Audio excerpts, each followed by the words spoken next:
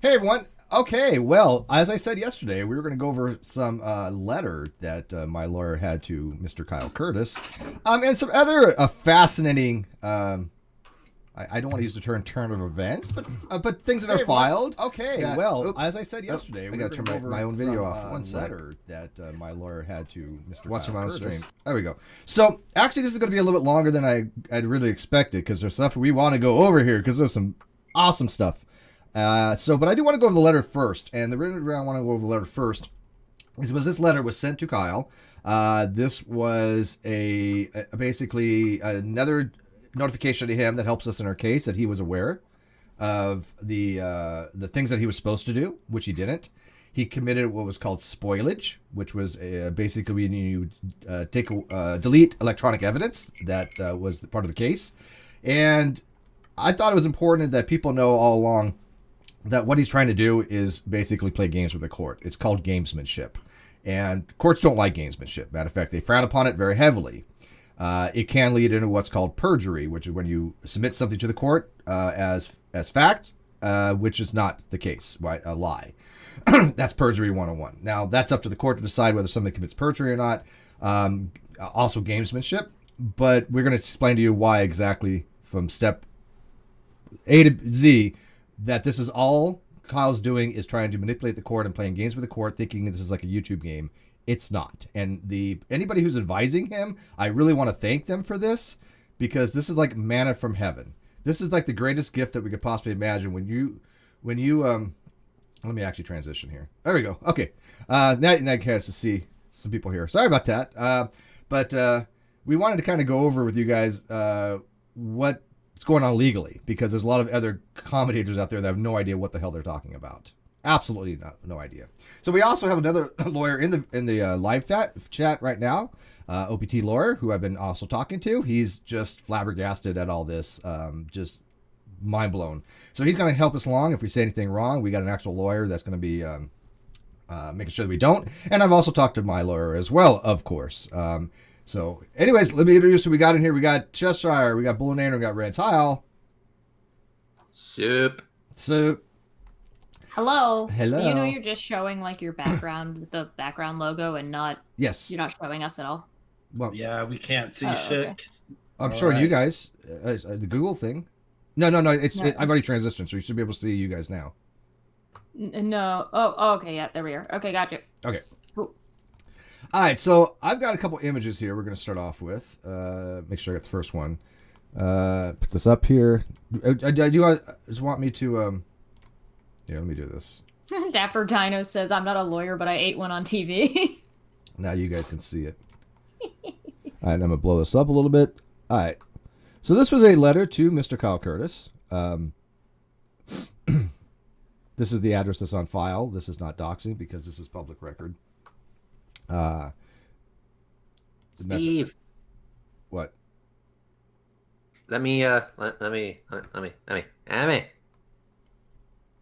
Mr. Curtis, I'm trying to scroll down here.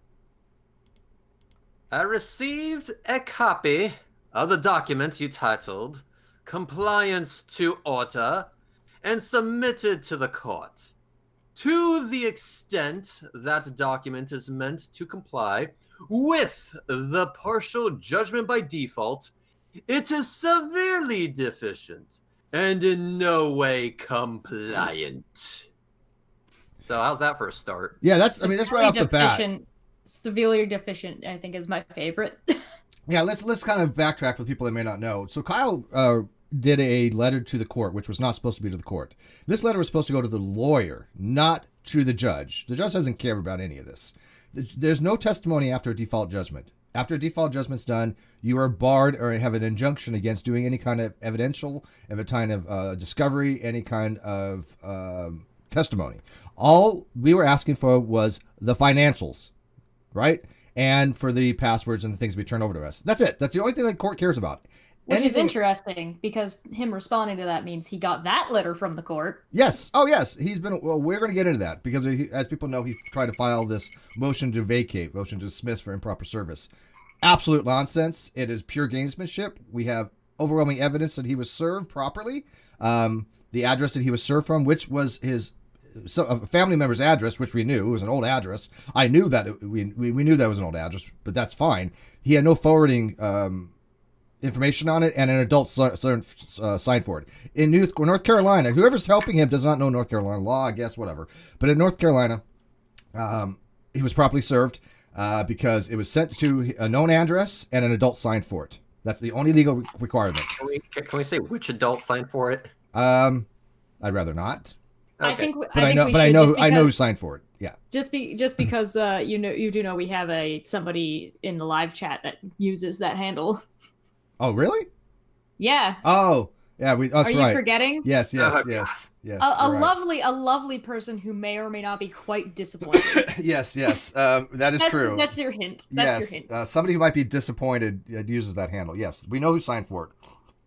We have the actual person's name who signed for it. We're well aware that it was a family member that the first one that he got served was signed for by a family member from the last known address with no forwarding address. Therefore, it was considered to be a legal service. So whoever didn't know that, the requirements are an address and an adult needs to sign for it, and that's it. Correct. And he didn't have a forwarding address, which is correct. Fine. That's all that matters in the law. And the lawyer here says, I'm totally shocked that the person helping him doesn't know North Carolina law. I'm surprised they don't know any of the law, I guess, because this is a proper service. My lawyer has already said this is ridiculous. This is gamesmanship.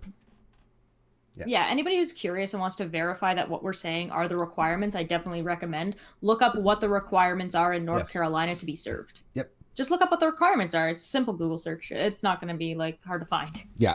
And so, and also we're going to get into that later on, is that he actually admitted he was served. He had said he had papers. We have on videos, multiple videos that we have, and on Discord, him admitting he received papers. So you can't say you received papers, right? And then go back to the court and say it wasn't served properly. It doesn't work like that. Right? All right. So go ahead. Continue. All right. So let's see. It says, ordering paragraph A, the judgment by default. Oh, fuck. Hang on one second.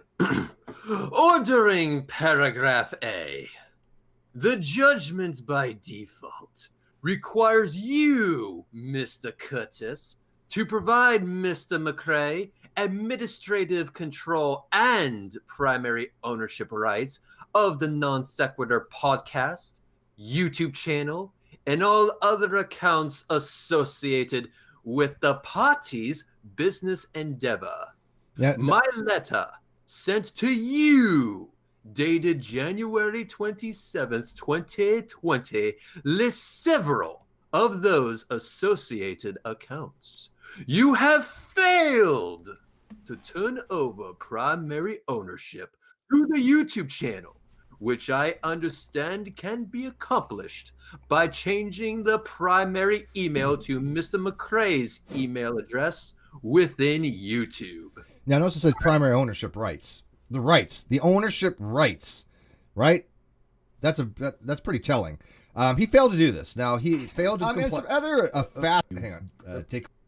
He failed to comply with the court's order. Now, here's the thing.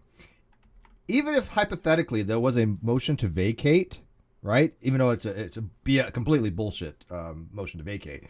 But let's say that it was a legit one. You still have to abide by the orders of the court. You can't just arbitrarily say, I'm not going to abide by the order of the court, and then ask for a vacate of the judgment. None of this works this way. You have no standing to say to a judge, no, I'm not going to obey your order. Oh, I'm going to delete Twitter, which is called spoilage, which is in this particular case, it's the electronic destruction of something that's material to the case. And so there's sanctions to be had with that. Normally sanctions would be, they would actually give a summary judgment or a default judgment. But since this has already happened, right, there's already been a default judgment, that wouldn't be one of the sanctions. So there's other sanctions that under North Carolina, they can actually try to go after. It's called permissive interference is the technical term for it. Under North Carolina law allows for that. So other states don't have for that, but North Carolina does have permissive interference for spoilage of evidence. Okay, so he failed to do that. All right, go ahead. Okay. Further, the email address live at nonsexshow.com. Oh, for fuck's sake. Hang on. Further, the email address live at nonsexshow.com is an account associated with the business endeavor. It appears from your filing that this email address is used for most of the associated accounts. You must turn over access to this email account immediately. You know, somebody had asked if he's going the sovereign citizen route. It kind of seems like it, actually, in a way. It seems like it. It really does. Yeah. And also, just for the people who don't understand this, we have an audio recording of Kyle saying that he was served. Actually, we have multiple. We have multiple recordings. He is actively lying to the court by saying that he was not properly served. And yes, the people who are actually getting paid to lawyer on this case will receive that evidence. Well, we also have him in verbal as well as in written. Yeah, I will. I'll throw this little screenshot as a teaser. But I have multiple recordings and multiple videos that we are sending to the judge, because it's called, again, gamesmanship. Judges don't like gamesmanship, and when you can show a judge there's gamesmanship being played, even more sanctions. But I just have a quick screenshot for you. There was a video by somebody who shall remain nameless, but you all might recognize this person from one of the co-hosts, quote unquote co-hosts from the NonSequitur Show, where she has a screenshot of her having a conversation. Actually, I have the whole video, obviously, with Mr. Kyle Curtis. Can you read what Mr. Kyle Curtis said to her in this screenshot? Sure. Kyle Curtis says, and no official voice for this fucktard, I don't care about it. I have completely moved on. I answer a letter here and there when I get one from the court and then move on. Right now, he seems to be having trouble proving the damages he claims, so it's stalled. Other than I don't know. I stopped caring about anything, Steve, like the new hair, by the way. All right, let's look at this. I answer a letter here or there that I get for the court. There you go. Now, I'm not saying that he committed perjury because I can't make that call. But, somebody's calling me. I can't answer this right. All right, so I can't say whether that's against the law or not because I'm not going to make that call. Somebody in chat just asked if that's Team Skeptic and Drag. Actually, it was Team Skeptic. I don't know who else was in the call. That wasn't the never mind. Yeah. Whoosh. Okay. But I don't know, they're probably just some flatter stuff. Okay, so he gets one from the court. There you go. I mean, he admitted right here that he gets papers from the court. He was properly served. And by the way, it's funny when he says right now he seems to be having trouble proving damage from claims. And that is incorrect. I actually submitted an affidavit, which considered to be proven. Some people have asked me, hey, Steve, in a default judgment, it's not proven. Bullshit. It is proven. When you look at the actual law, under a default judgment, which if you guys can see here, when you apply for a judgment, you must declare a declaration in support of your application provided to the court. You may permit the use of affidavits and live with personal testimony as to all or any part of the evidence of proof required or permitted to be offered, received, or heard. All facts stated in an affidavit or affidavits shall be within the personal knowledge of the affidavit and shall be set forth, but particularly, and each affidavit should show affirmatively that the affidavit, if sworn as a witness, can testify completely thereto. Quote, here you go. You must provide clear and concise evidence of every element in your cause of action to prove to the judge why a judgment should be awarded to you. What does that say again, Red's Rhetoric? Can you please read that for those at the back who kept on saying that that I've messaged to me say, well, in a court of law, when you have a default judgment, you don't prove your case. It's to be default. Wrong. Can you read that? Can you read that again? I'll make sure you must provide clear and concise evidence of every element in each of your causes of action to prove to the judge why a judgment should be awarded to you. There you go. So I don't know, again, who's giving them such bad legal advice. Maybe I do, maybe I don't. But there's a lot of bad legal advice out there. I did prove my case by affidavit. Anybody says otherwise is just BSing. So there you go. Yeah. And don't worry, like I said, Kyle's screwing himself over by now officially lying to the court. It's just, this is actually good for us. This is going to be awesome. Oh, and it gets worse. The thing that he submitted to have the motion to vacate has so many issues with it. just right off the bat, he actually, again, I don't know who's helping him. He's in North Carolina and he cites case law from Ohio. That's hilarious. I mean, it's like in Utah, I think too. It's like that's not how this works. You go if especially if a state's already ruled on these things. You don't cite case law from some other state. Yeah, so that was bizarre. So yeah, more lawyers will be all over that too. But anyways, okay, let's continue on. So this live email, the email that he's using is part of the business account that needs to be turned over to us. So he failed to do that, and then continue. Sorry, when I screenshot this, I have this. So hopefully you'll be able to read over it. Can you read further? If you scroll down a little bit. I don't think I can. Here, I'll read it because it's an image. Oh, hang on one second. Let me do this on my end. God damn it, Steve. There you go. Can you read it now? No, I can read it. It's just that there's a big fucking box on the lower part of the... I'll read it. Your response omits any evidence of multiple items that were purchased for the NonSequitur Show through the Amazon wish list, which I have actual copies of what was purchased by people who had told me they purchased it by their own admission. So I have a list of those things.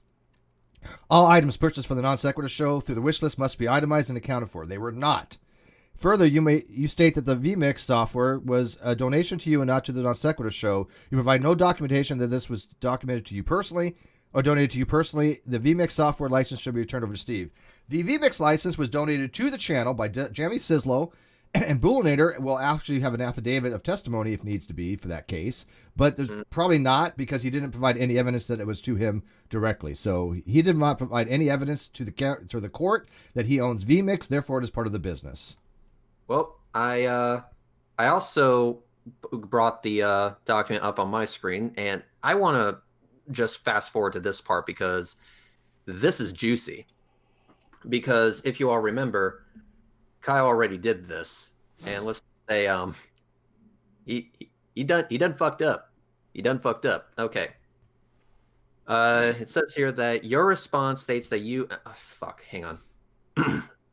Your response states that you intend to delete the NonSequitur Show Twitter account.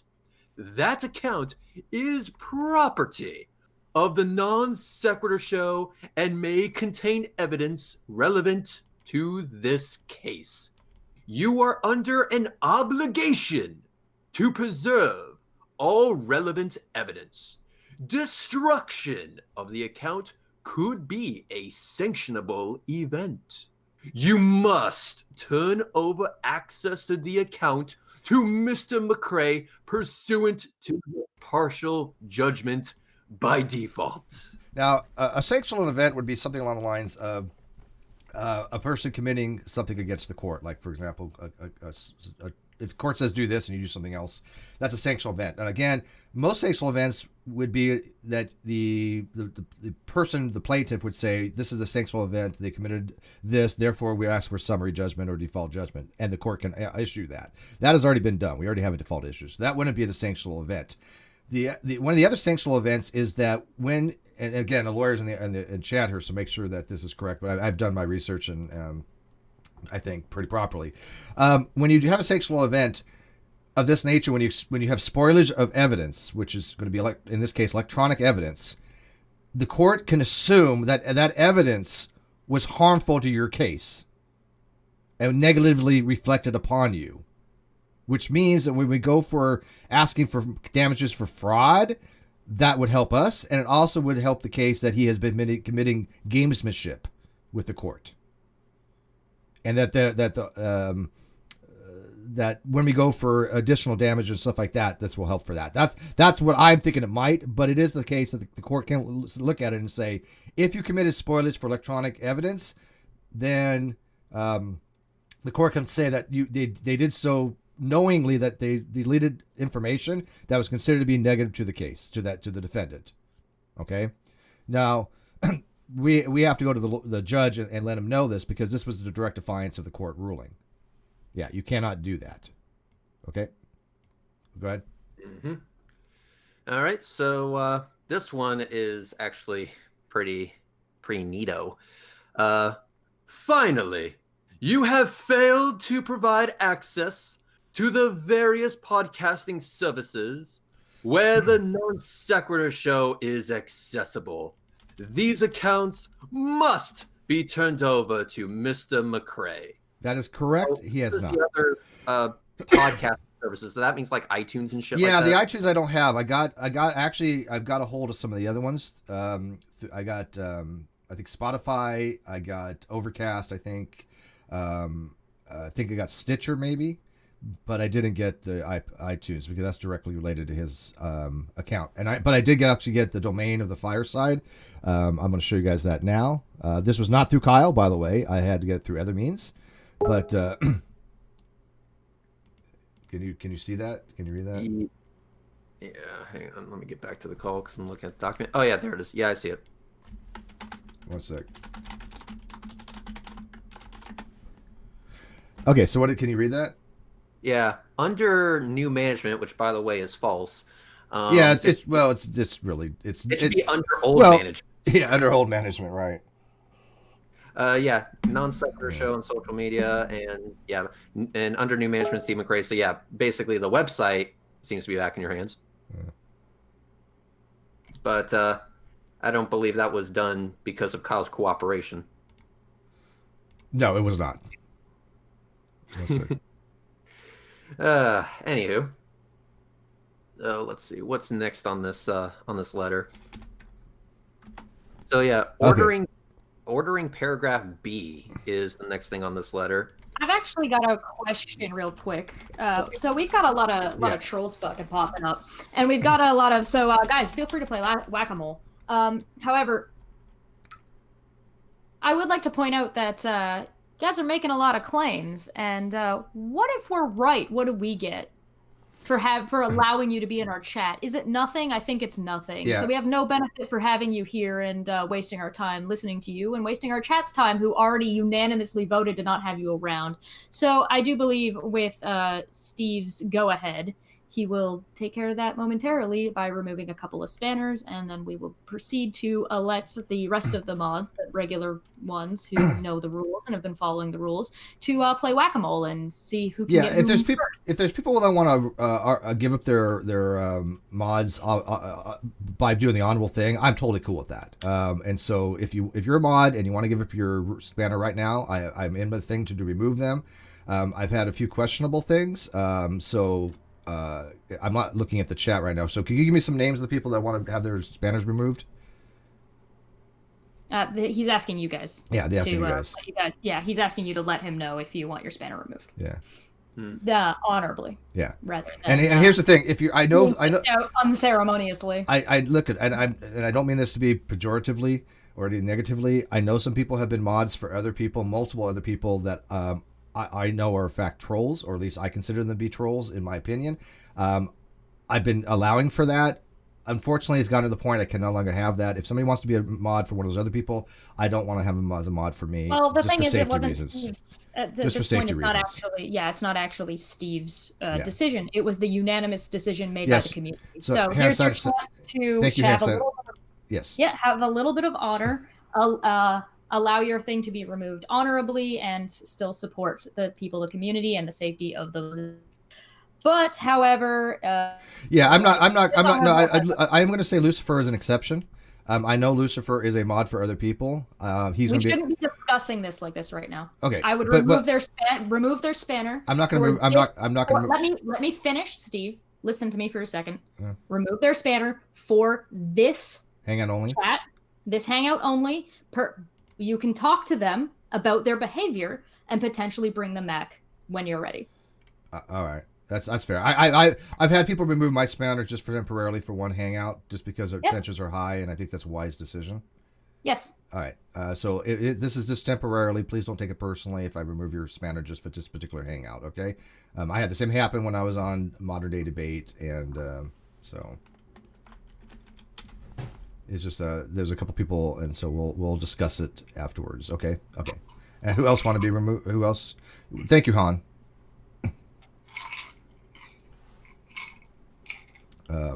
No, I respect that, Han. No, Han says I don't want to be a mod for anyone. No, I respect that. That's why I'm not removing you from the live chat. I'm just taking the mod.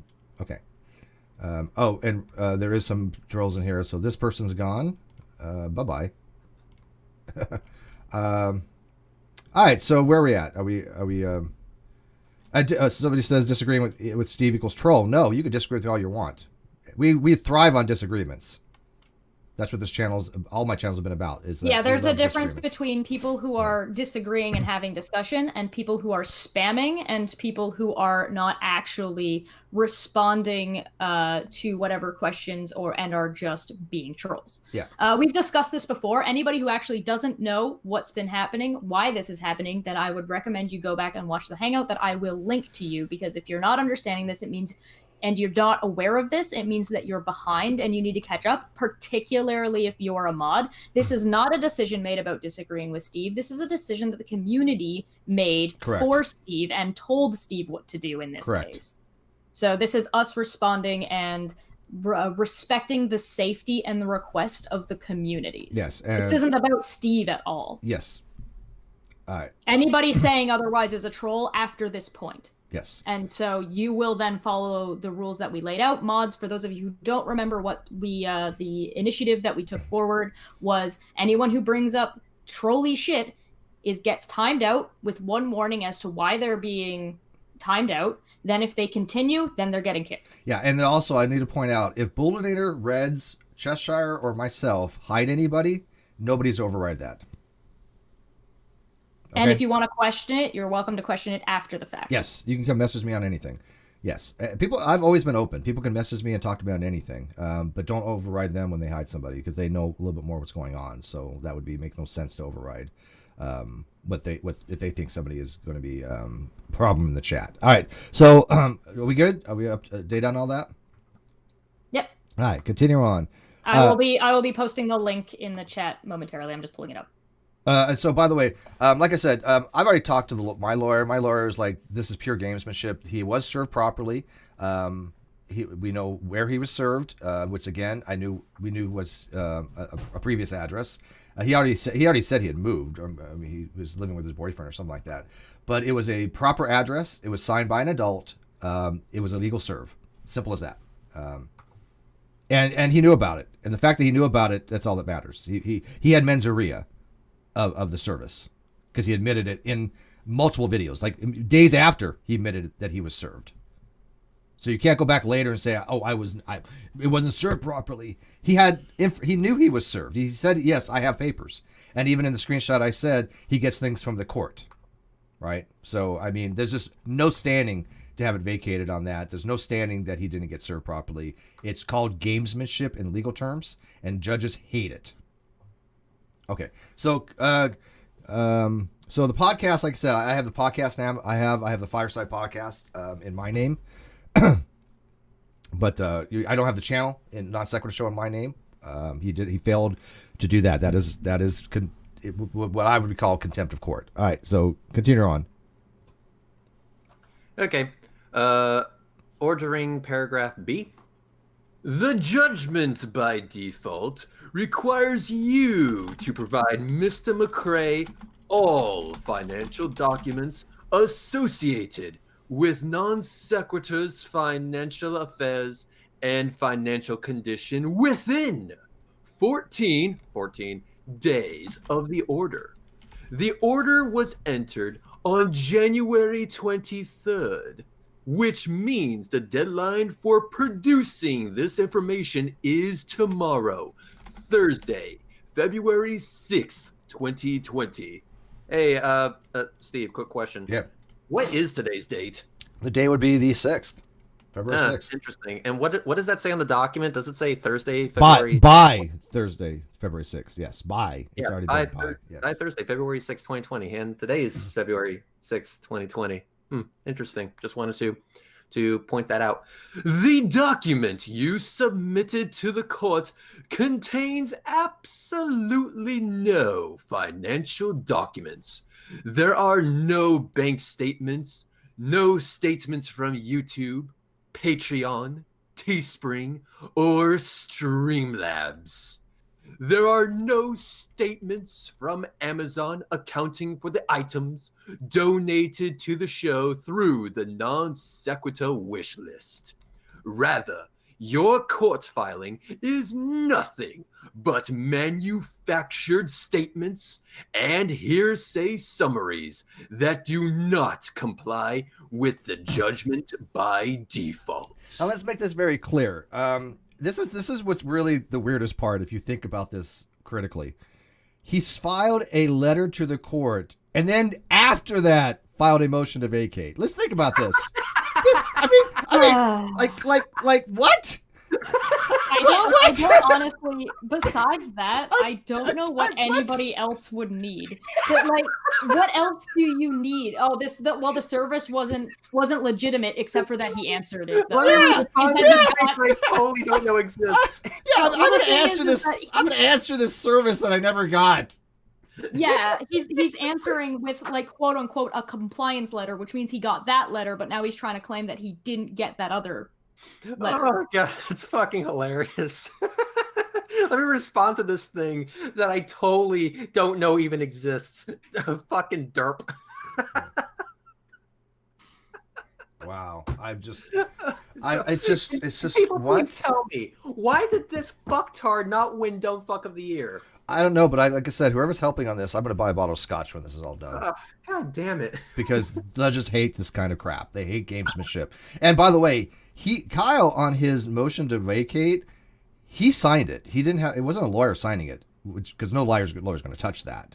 But he signed it. Now, the thing is, this is the only downside, is that because he's doing it pro se, again, I've told you that this judge is pretty lenient on people doing pro se stuff because they know they make stuff because they don't know the law as well as a lawyer. But this is blatant gamesmanship because he admitted he had been served. He's just running games on the court. He admitted he had papers multiple times and multiple videos, and then he asked for the motion to vacate after he already filed a letter with the court. No, that's gamesmanship. And so... PT Lawyers is correct. Kyle didn't win Dumb Fuck of the Year because he wasn't filed yet. Yeah, he didn't. If he had filed this, if he had written that letter and then filed this in last year, he'd have won. Yeah. He'd have won hands down. Oh god. Yeah, next time. And by the way, people also don't realize he was also served by other means as well. We actually had, I think, two or three different processes. Yeah, that was just the mail delivery because you emailed him also. Yes, we also had electronic service as well. Mm-hmm. Yeah, so it wasn't only... we know that you had electronic service. We know you had electronic service because you showed the other court documents that were all electric. Yep. You showed the electric ones. Mm-hmm. So yeah, we know that for a fact also. Yeah. Let's see. Okay. If you fail to provide the control and ownership rights as required by ordering paragraph A of the judgment by default or the financial documents as required by ordering paragraph B of the judgment by default, then we will seek further relief from the court concerning your failure to comply with the judgment. Sincerely, C. Scott something, because I can't read it. Yeah. It's Myers, not Brown. He got my lawyer's name wrong. Yeah. In the paper that he put C. Scott Brown. My name's not Brown, you asshole. Yeah, I mean, don't think that doesn't make my lawyer happy, right? You don't get my name wrong. We have a couple of super chats real quick, I think, or at least one. Congratulations, Kyle, for pissing the judge. Yeah. Clap, clap. Yeah, because we are going to be sending the judge videos of him admitting that he was served, stating it very clearly that he had papers. He admitted it on the NonSequitur Show. He admitted it. I have all these things downloaded, by the way. He admitted it on Discord. And so you can't say to a judge, "Oh, I wasn't served properly," when he has himself said, "Yes, I got papers from the court," and you guys heard him say it. Yep. So, I mean, what does he responded to the court? You can't say, "Hey, court, I'm responding to you." Also, I didn't get any of your paperwork. Yeah. He responded to the court before he sent something saying that he didn't get any of the paperwork. Yeah, this is basically what will be another failed attempt at trying to get away with fucking you over. It ain't gonna work. Yeah, he's just trying to extend it. He's trying to prolong it. What he's trying to do. The inevitable. But and like He's trying to waste everyone's time. Of is course. what he's trying to do. yes, but the thing is that when it comes to the delay the inevitable, and like I said, he can go ahead and delay. He can do his best. It ain't gonna fucking matter at the end.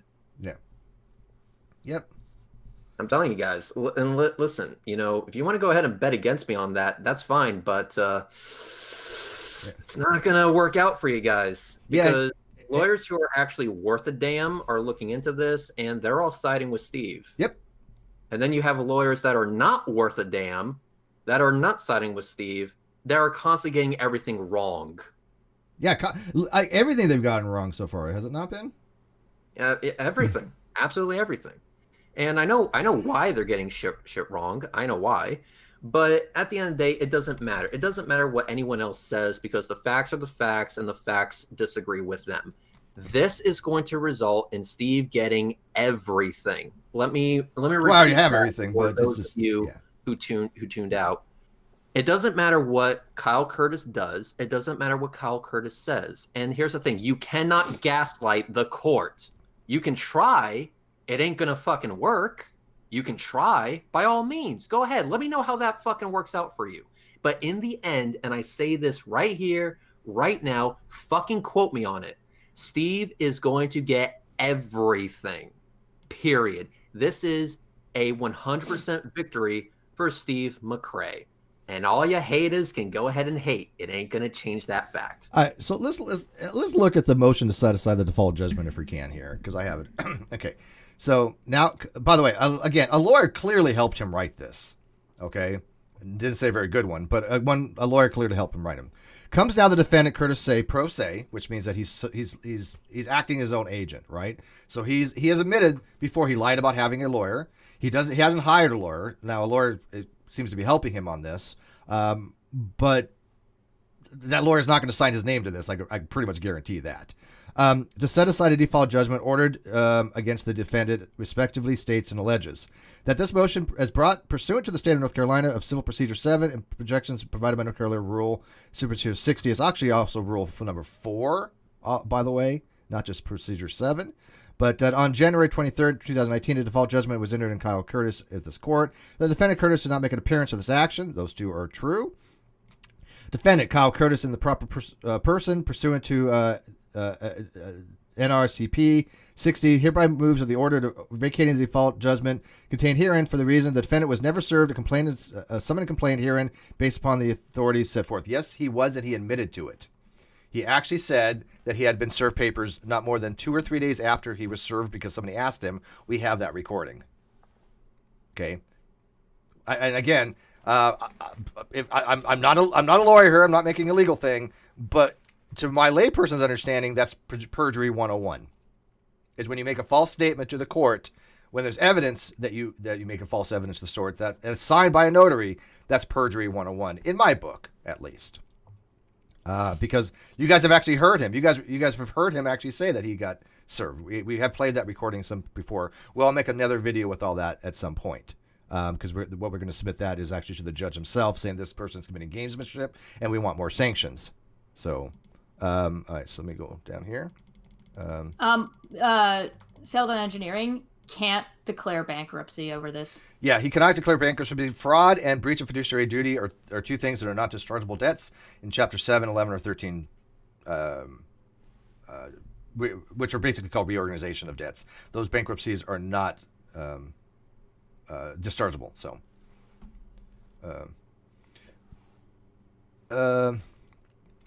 actually, also Feldon Engineering, he can't be in North Carolina. You can't go after his wages. Correct. There's other ways to do it, but it won't be that way. Yeah, he mentions that in here too, and I thought that was kind of odd because maybe he doesn't know North Carolina law, or whoever helped him on this doesn't know North Carolina law. The sad part about that is I would if it was me and I was going to have to pay the amount of money we're talking about, I would rather have my wages garnished because then you only know they can take so much, right? 10% for 10%. Okay, here's the thing. Right. Wait, Steve. Yes, sorry. Go ahead. Seriously. But there's the other ways of getting the money from him are not nice. No. They're not pleasant at all. Wage garnishment would be preferable to what they will do to him. Correct. Most states have 25% wage garnishment. North Carolina allows for up to 10%, only for very specific things. Somebody was saying that the date was wrong in that document, that it said January 23rd, 2019 instead of 2020. Where was this? In the document you were just reading. He said that the date of... It does. Oh my God, the date's wrong. wrong. That is wrong. That is true. You're right. Oh my God, I was wrong because I said that was correct. It's not correct. You're right. It's January 23rd, 2020. Wow.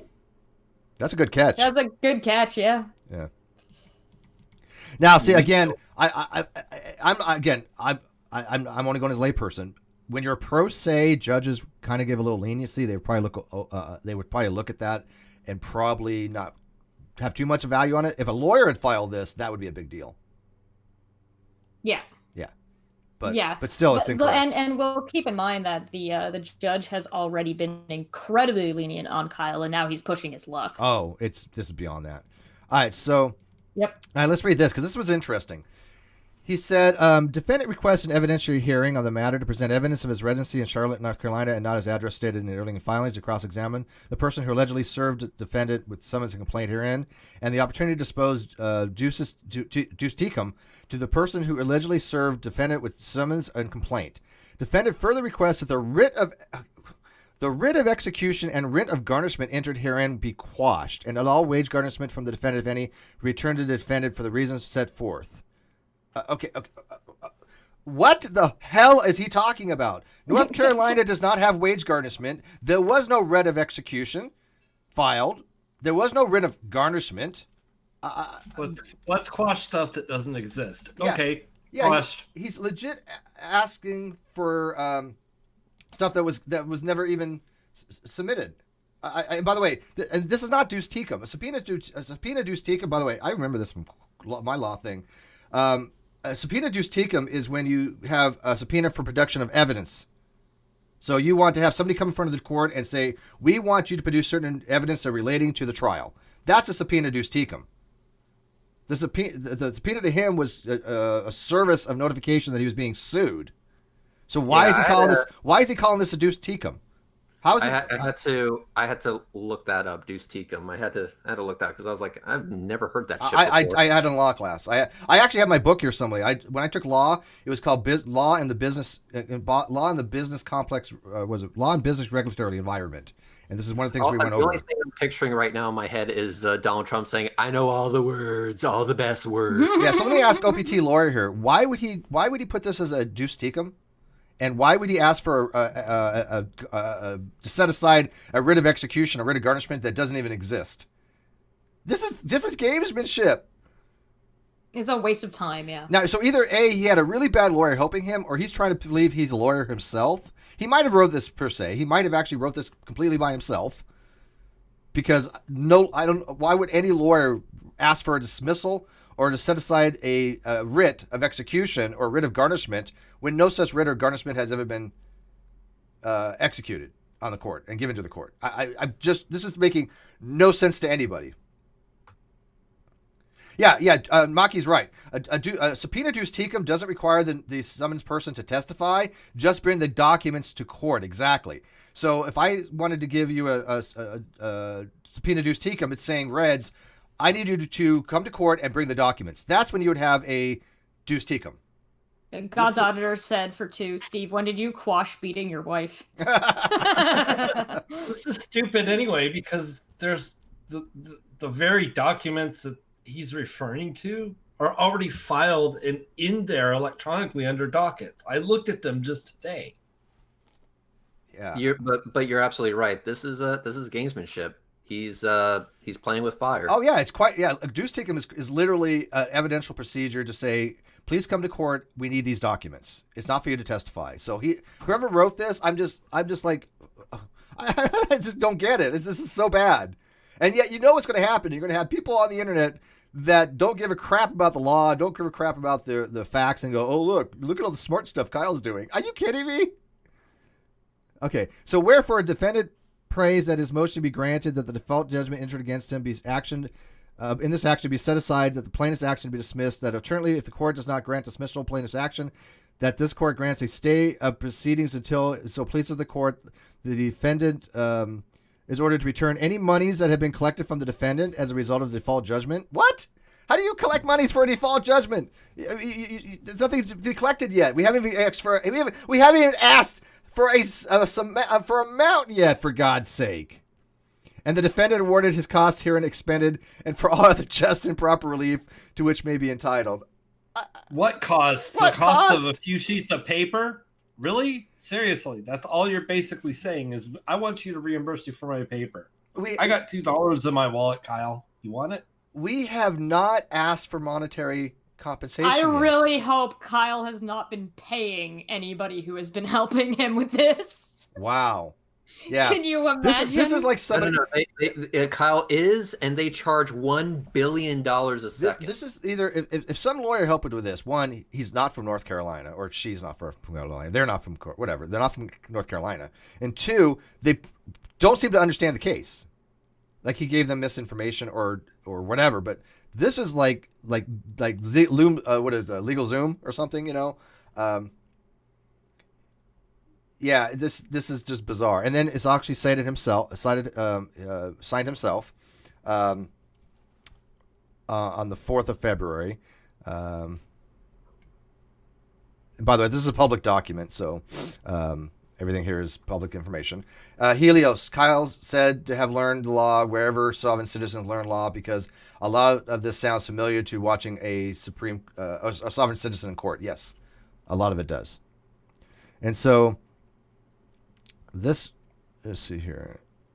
Okay, so this is the actual brief and supportive motion to set aside default judgment. Hold on, we got a thing in here that says, "Oh, hold on, Kyle has an address on there. Is that the address which he was previously served? Also, is that a valid address and not a forwarding agent or something?" So the address, they're asking if the address that you sent the initial paperwork to is the same as the one that he put on his paperwork. No, it wasn't the same. No. Okay. Yeah, we know the initial paperwork. We know where it went to. We know who signed for it, and it was a lawful adult at his last known residence, which is the requirement for the law. Yeah, and again, keep in mind that you did more than just mail it to him. It was also sent to him in other ways. Yes, we made sure we had multiple different ways to serve him, and he did admit that he was served, so he has no case here. Okay, so the complaint hearing was filed on August 22nd, 2019. Return of service of the servicing complaint was executed by mail, stating the name on the defendant on November 20th at this address. This is the address that he was served at. However, the defendant was never served with a summons complaint, as he no longer lived at the address. He admitted 2 days or 3 days later that he was served, that he got the papers. Mm-hmm. So explain that to us. I mean, when I'm not saying he committed perjury, but when you lie to the court, I call that perjury. Perjury 101. But he admitted on Discord, he admitted on video, multiple videos, that he was served, because actually somebody had asked him directly. So did Steve sue you? Did he give you papers? And he said yes. Can anybody explain to me how he thinks it's a good idea to then tell a judge, "Oh, I was never served," when we have him audio recorded and video recording of him actually saying that he received papers on and numerous him actually videos, and him actually filing a document incorrectly to the court prior that was responding to the court order that he received? Yeah. He first had a half-ass attempt of, giving the Steve's lawyer exactly what he wanted, but it was just, as Steve's lawyer says, full of just hearsay and bullshit. Not those words exactly, but you know what I mean. So he first tried that, and then when the lawyer fires back and says, "Actually, this document that you're giving me is just that bullshit," he then responds with this nonsense. Steve, you got. I'm reading it right now. I know what you're going to say. So OPT lawyer gave me the North Carolina Superior Court's handbook. That it looks like he might actually be cutting and pasting from. Plagiarism too. Nice. So I'm looking at this right now. By the way, OPT lawyer, do you want to come into this? Oh hell yeah! I would love that. He said he was going to come in before. Can you reach out to him on Twitter? While I'm looking at this. On it, boss. OPT lawyer. Now I've admitted that Steve is my boss. Oh God, no! What's going to happen? I own your channel too now. Oh shit! Yeah. I'm just trying to find out what was actually cut and paste. I'm reading the handbook right now. Just remember, if you own if you own Cheshire's channel, you just own a bunch of art because she does an art. Yeah, where's this cut and paste? I have the document that supposedly cut and paste from, but what part is cut and paste?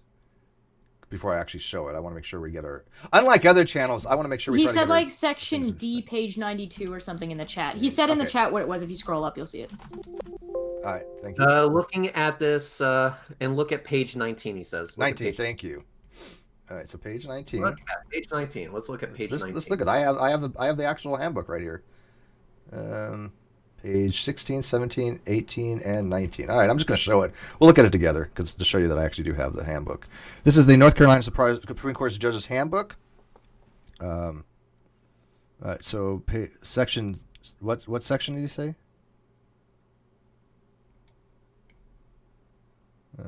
D. D. Default defendant is entitled to relief under Rule 60b-4 as a matter of law where the default is void. The motion must be made within a reasonable time. No authority. A default judgment is void when the court is not authorized to enter it. That's not in here. No service to defendant. That's I don't think that's in here. Now what part? I don't see anything that's cut and paste so far. D2. No proof when the trial court has entered the judgment based on unverified complaint and an affidavit has no representations regarding personal jurisdiction is required. All right, so that you say is actually in. I don't remember reading that in here. So let's look again in here. Yeah, letter says specifically section D2 on page 19. Oh, okay, right here. Yeah, right here. Yeah. So he's just cutting this. He's just cutting this right out of the North Carolina handbook. Yeah, this part right here is. Yeah. Okay. That makes sense. So that is basically this right here. A failure to properly serve the complaint is summoned on a defendant as grounds for relief. A failure to serve the complaint and summons as grounds for relief. He's just basically cut and pasting this. So without conflict, affidavits, blah, blah, blah. Constitutional produce requires notification. This is probably cut and paste too, I would imagine, somewhere in here. Actually, that's just stating the obvious. Yes, we do. You are required to give notice, and you admitted you received notice, Kyle. That's kind of the point. Yeah, he admitted he received it like 2 days later.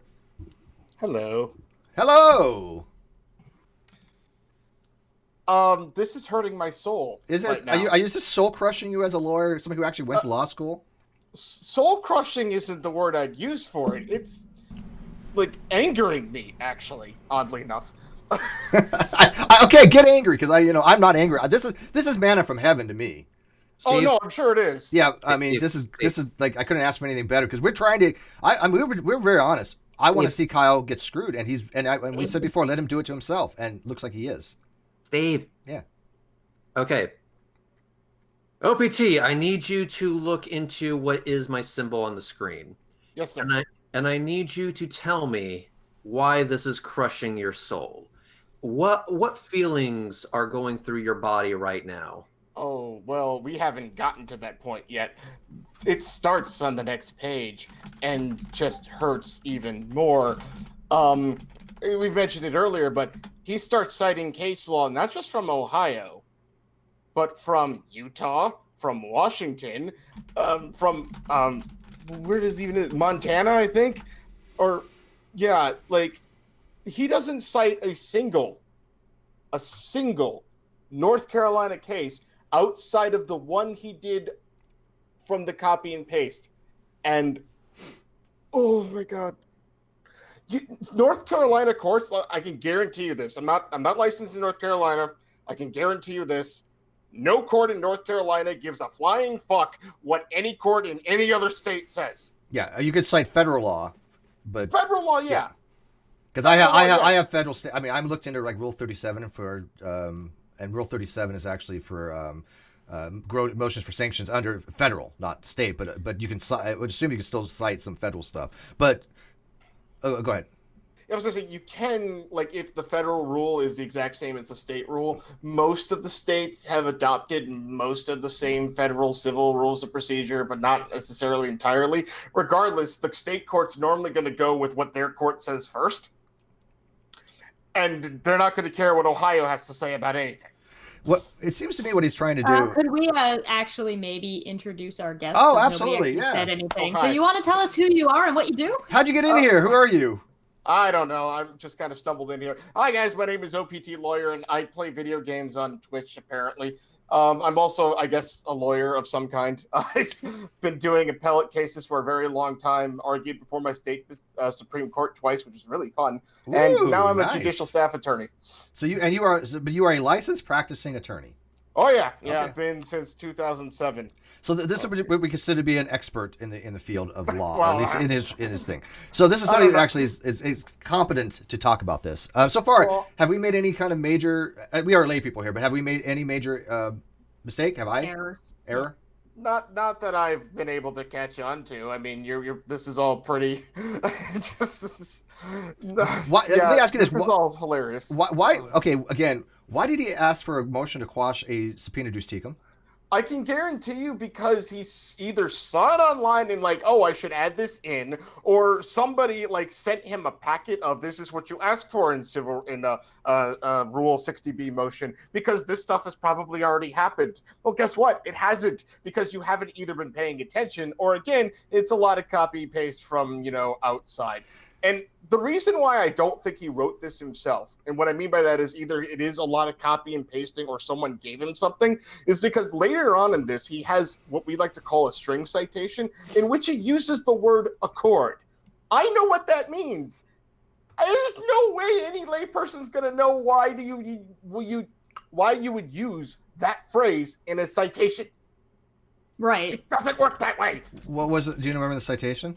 Oh, hold on. It's 1 second here. Was it in the stuff he filed yesterday? No, it's this motion here. There you go. It's on like the 7th page.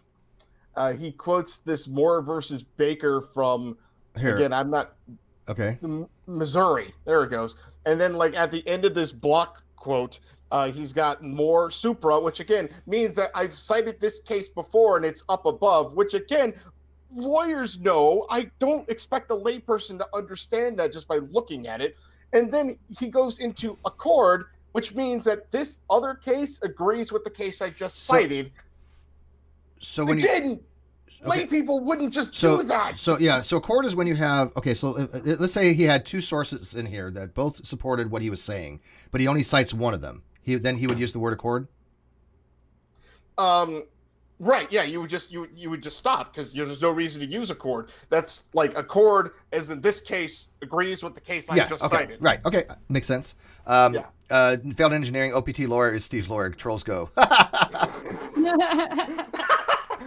I guess I should probably say nothing I say is legal advice, and I'm not anyone's lawyer. And he's not my lawyer, and what he says is not taken to be as any construed as legal advice or binding or otherwise. Exactly. Yeah, no, this is reviewing, not advising. I gotta tell you, that's what this I gotta is. tell you, Entertainment. I gotta tell you, when I took law in college, and again, I only took a little bit of tort law, contract law, and business and regulatory environment, and I got an A. I was the highest grade in the class. I loved it, dude. According to Magenta Carts, Kyle wins. It was one of the best. I just loved, because one thing I like about law, I know there's going to be a slight rabbit hole here, but one thing I like about law is that if you can argue things so many different ways, and it really does help you learn critical thinking, because you only given about a little snippet about the case, and you have to like tell the professor what happened in the case. They didn't want to tell you what happened. How would you judge it on it? And even if you argue that the case will be found this way and it wasn't, if you argue well, you get full credit, and that's the whole thing, is how to argue. Well, that was like how the bar exam was. Like a lot of the questions were not posed in a way that there's a correct answer. Yes, some of them were, like on the essays, but basically you could come out with any direction as so long as you applied the law in a logical and well thought out way. It didn't really matter the end result. I love that. I that was one of the best thing I learned about when I took the law courses, was that how to actually look at something, analyze it, and argue. I don't think that Kyle has ever taken anything, because this to me is this. It's let me ask you this: do you think a judge would look at this and go, "Yes, a layperson wrote this"? Yeah. Okay. Because it's just. I'm pretty sure a judge would look at this and say, "I fucking hope a layperson wrote this." Yeah. Okay. Yeah. So that I guess I should Yes. So I guess I should clarify that. I would hope a judge would look at this and be like, the same thing I did. Either he found a bunch of stuff online and just copied it in there and whatnot, just shoved it all in, because there's no lawyer in his right mind that would make this jigsaw of a puzzle of absolute irrelevant case law. And I say irrelevant because, again, it's not in state. We should also specify a hired lawyer. Right. Yeah. Oh, God. Like, this is what kills me. He's quoting Moore v. Baker, which was Missouri. Missouri. Yeah. I'm at a loss here.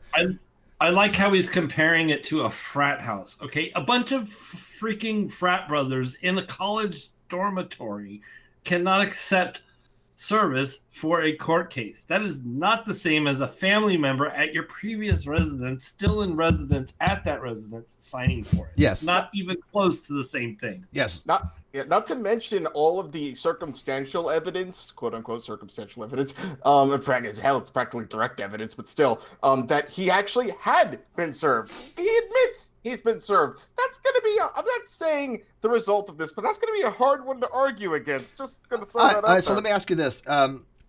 He was served at the last known address, which I said wasn't, he had said he had moved. This is why I said that it wasn't I said it was an old address, right? I remember I said that very specifically.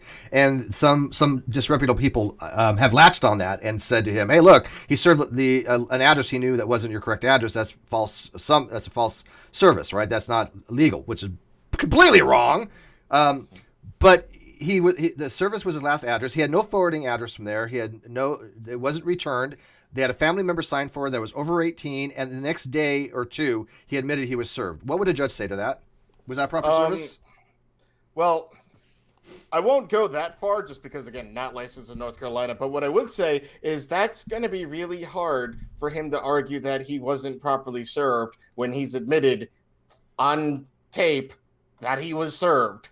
Just going to say, kind of a thing. That's what I thought was the weirdest part. How do you say that you weren't properly? Because let's say that he wasn't properly served hypothetically, and let's say like the service processor just left it in a mail slot, right? Something that was completely wrong, right? But he still ended up getting it, and he told the court, "Yes, I received the service." Is that a proper service? Because that I don't know. Yeah, I mean, if the process server basically lies about it, I mean, no. No, once they didn't lie about it. Once they just say, yeah, he wasn't properly, I mean, I just left it there, but he did get it. He got it in his hands. Is that a proper service? Because that I do not know. Right. Honestly, I'm not 100% certain myself. Thankfully, I never had to deal with service issues. This is why I ask the hard questions. Right. Yeah. See, criminal law, you get served when you walk into court and they hand you your indictment. I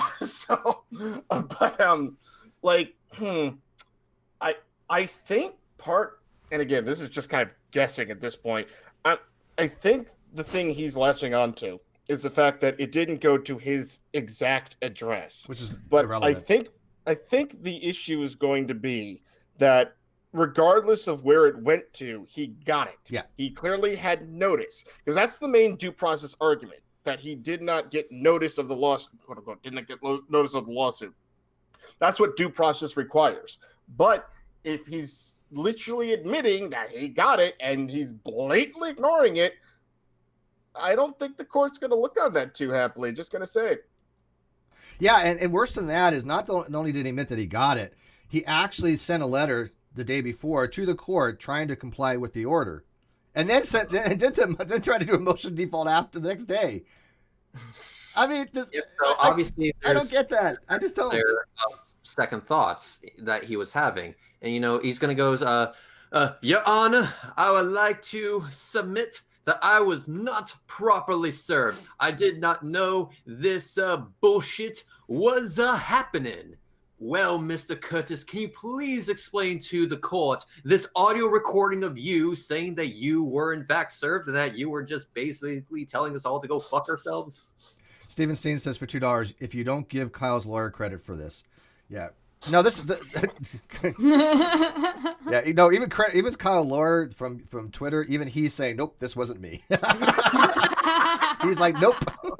I love that account. I love it, right? It's my favorite account, Kyle Lawyer. All right, so In a nutshell, real quick, he has admitted that he has been served. He did respond to the court. He did willfully tell the judge he was going to violate the orders of the court.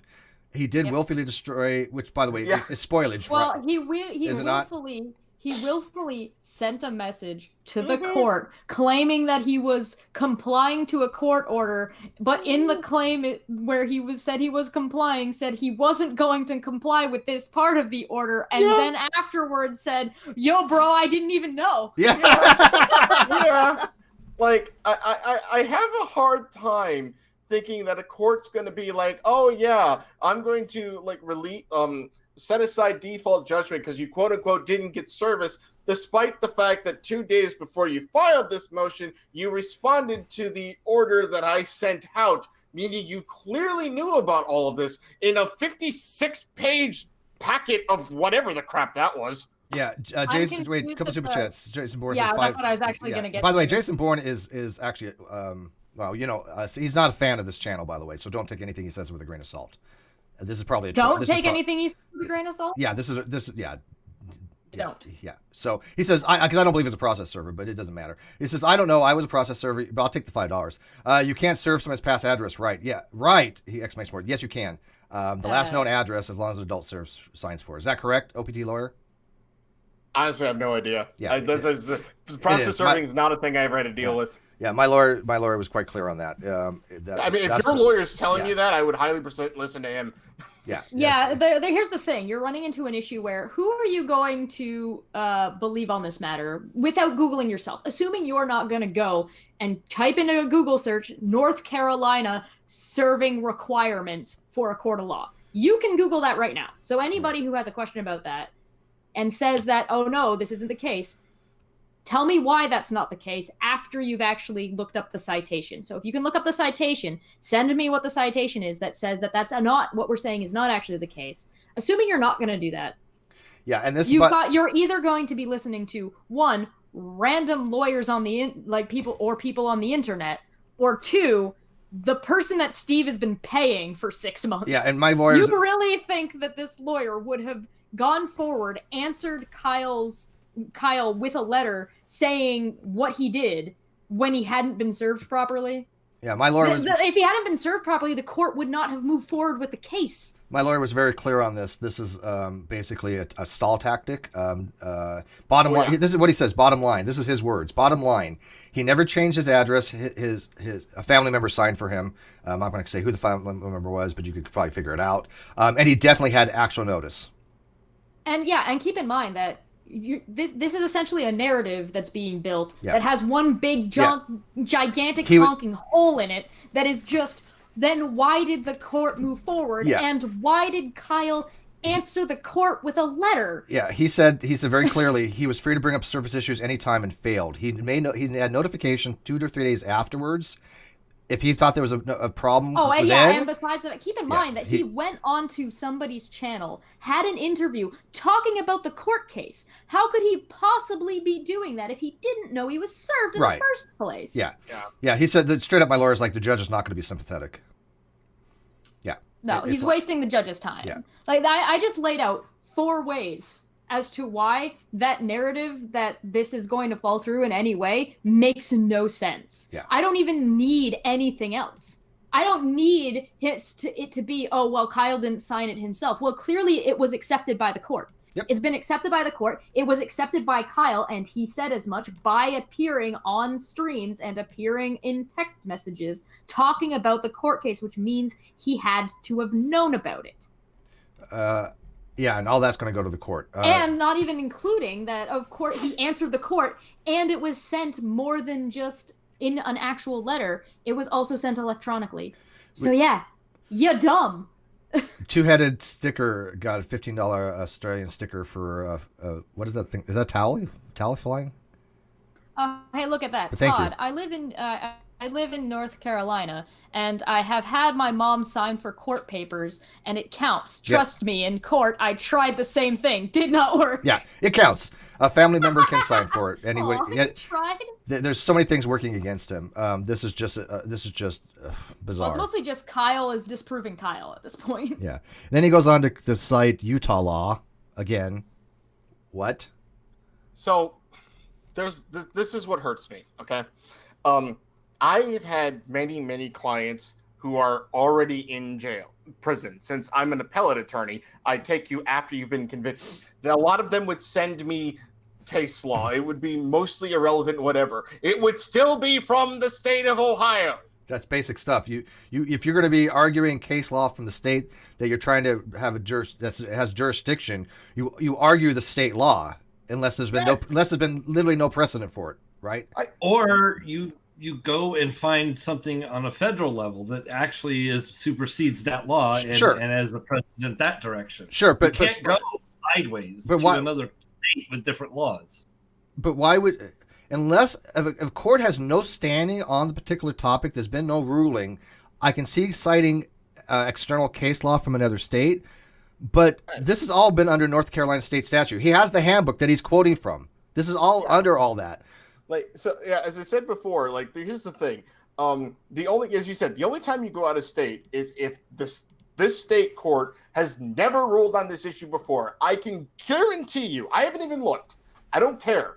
I can guarantee you some court in the state of North Carolina has probably ruled on lack of service in Rule 60B.